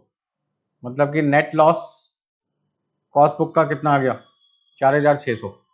तो लॉस 4,600, आपका राइट आंसर हो जाएगा सी, 4,600। चलिए देखिए, in reconciliation statement expenses shown only in cost accounts are. यदि खर्चे हमने केवल कॉस्ट बुक में लिखे हुए हैं, expenses shown only in cost account, मतलब खर्चे हमने केवल किस में लिखे हैं, फाइनेंशियल में। कॉस्ट का तो खर्चा बढ़ गया, कॉस्ट में तो खर्चा ज्यादा है, कॉस्ट में खर्चा ज्यादा है। तो मुझे दो तरीके से देखना पड़ेगा, पहले कॉस्ट के पॉइंट ऑफ व्यू से, फिर फाइनेंशियल के पॉइंट ऑफ व्यू से। कॉस्ट में खर्चा ज्यादा दिखा दिया तो प्रॉफिट क्या हो गया, कम हो गया। तो मुझे क्या करना चाहिए, ऐड करना चाहिए। ठीक है, तो अब देखते हैं क्या लिखा है। मुझे क्या करना चाहिए, ऐड करना चाहिए, एडिड इन कॉस्ट बुक या कॉस्ट प्रॉफिट। ये एक आपका आंसर बनता है, ये एक आंसर बनता है। क्या है ये आंसर, कहीं पे एडिड इन कॉस्ट प्रॉफिट लिखा है, नहीं लिखा है। इसका मतलब अब मुझे दूसरे तरीके से सोचना पड़ेगा, अब मुझे दूसरे तरीके से सोचना पड़ेगा। फाइनेंशियल बुक, कॉस्ट में खर्चे ज्यादा दिखाए हैं, इसका मतलब फाइनेंशियल में खर्चे कम है, फाइनेंशियल में खर्चे कम है तो फाइनेंशियल का जो प्रॉफिट है वो ज्यादा हो गया होगा। प्रॉफिट ज्यादा हो गया तो अब मुझे क्या करना पड़ेगा, माइनस करना पड़ेगा। इसका मतलब डिडक्टेड फ्रॉम फाइनेंशियल प्रॉफिट। तो फाइनेंशियल प्रॉफिट से क्या कर दूंगा, माइनस। अब मेरे पे दो आंसर हैं। यदि मैं कॉस्ट बुक से स्टार्टिंग करता हूं तो एडेड इन कॉस्ट प्रॉफिट लिखूंगा, और यदि फाइनेंशियल बुक से स्टार्टिंग करता हूं तो लिखूंगा डिडक्टेड फ्रॉम फाइनेंशियल बुक। तो मैंने देखा added in cost profit question में दे नहीं रखा, लेकिन डिडक्टेड फ्रॉम फाइनेंशियल बुक दे रखा है। कौन सा आंसर हो गया, बी आंसर हो गया। इस तरीके से आपको चेक करना पड़ेगा। एक नंबर लाने के लिए भी भैया बड़ी मेहनत करनी पड़ती है। चलिए आगे देखते हैं क्या लिखा हुआ आपके सामने। In reconciliation statement income shown only in financial account, मतलब हमने जो इनकम है केवल फाइनेंशियल बुक में दिखा रखी है, केवल फाइनेंशियल बुक में इनकम दिखा रखी है। तो इसका मतलब फाइनेंशियल की इनकम, फाइनेंशियल बुक के हिसाब से चलो, इनकम आपने ज्यादा दिखा दी, मतलब कि प्रॉफिट भी आपने क्या दिखा दिया, ज्यादा। तो अब आपको क्या करना चाहिए, माइनस करना चाहिए। तो deducted from financial book, deducted from financial profit, तो आपका बी आंसर हो गया।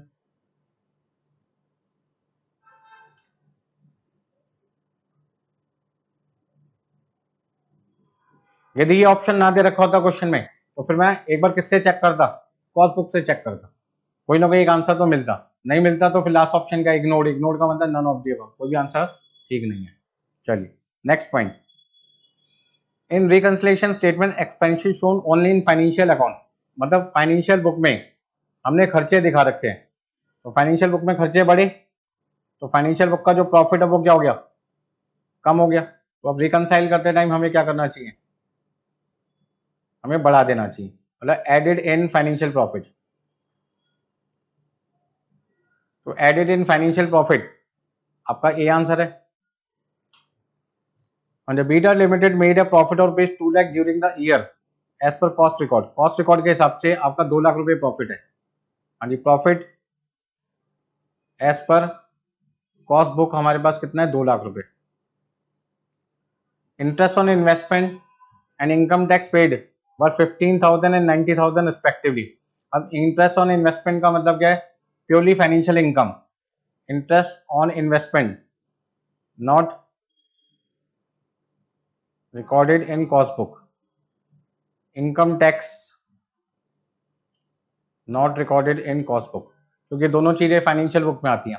अब इंटरेस्ट ऑन इन्वेस्टमेंट का मतलब क्या हुआ कि हमने इंटरेस्ट तो रिसीव किया लेकिन कॉस्ट बुक में लिखा नहीं, तो कॉस्ट बुक की जो इनकम है, कॉस्ट बुक की जो इनकम है वो कम हो गई, तो प्रॉफिट भी क्या हो गया, कम हो गया। तो अब आपको रिकंसाइल करते टाइम क्या करना चाहिए, बढ़ा देना चाहिए।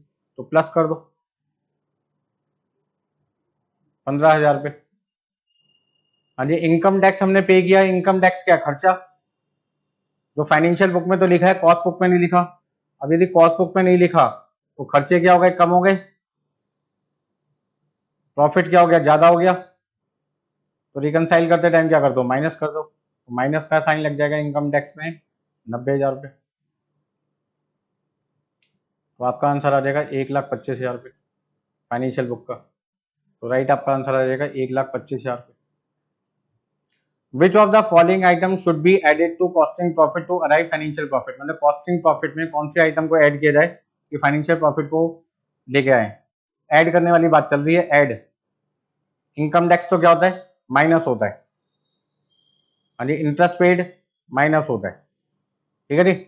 Over absorption of works overhead, मतलब फैक्ट्री का खर्चा हमने कॉस्ट बुक में ज्यादा दिखा दिया, फैक्ट्री का खर्चा हमने कॉस्ट बुक में ज्यादा दिखा दिया, खर्चे ज्यादा हो गए मतलब प्रॉफिट कम हो गया। प्रॉफिट कम हो गया तो वापस क्या कर दो, ऐड कर दो। तो इसमें राइट आंसर कौन सा होगा, ऐड। आपसे पूछे एडेड वाला आंसर बताओ, मतलब कि B answer. Which of the following item is not included in preparation of cost sheet, cost sheet बनाते टाइम आप क्या नहीं लिखते, इंटरेस्ट पेड नहीं लिखते, क्योंकि ये प्योरली फाइनेंशियल आइटम है, प्योरली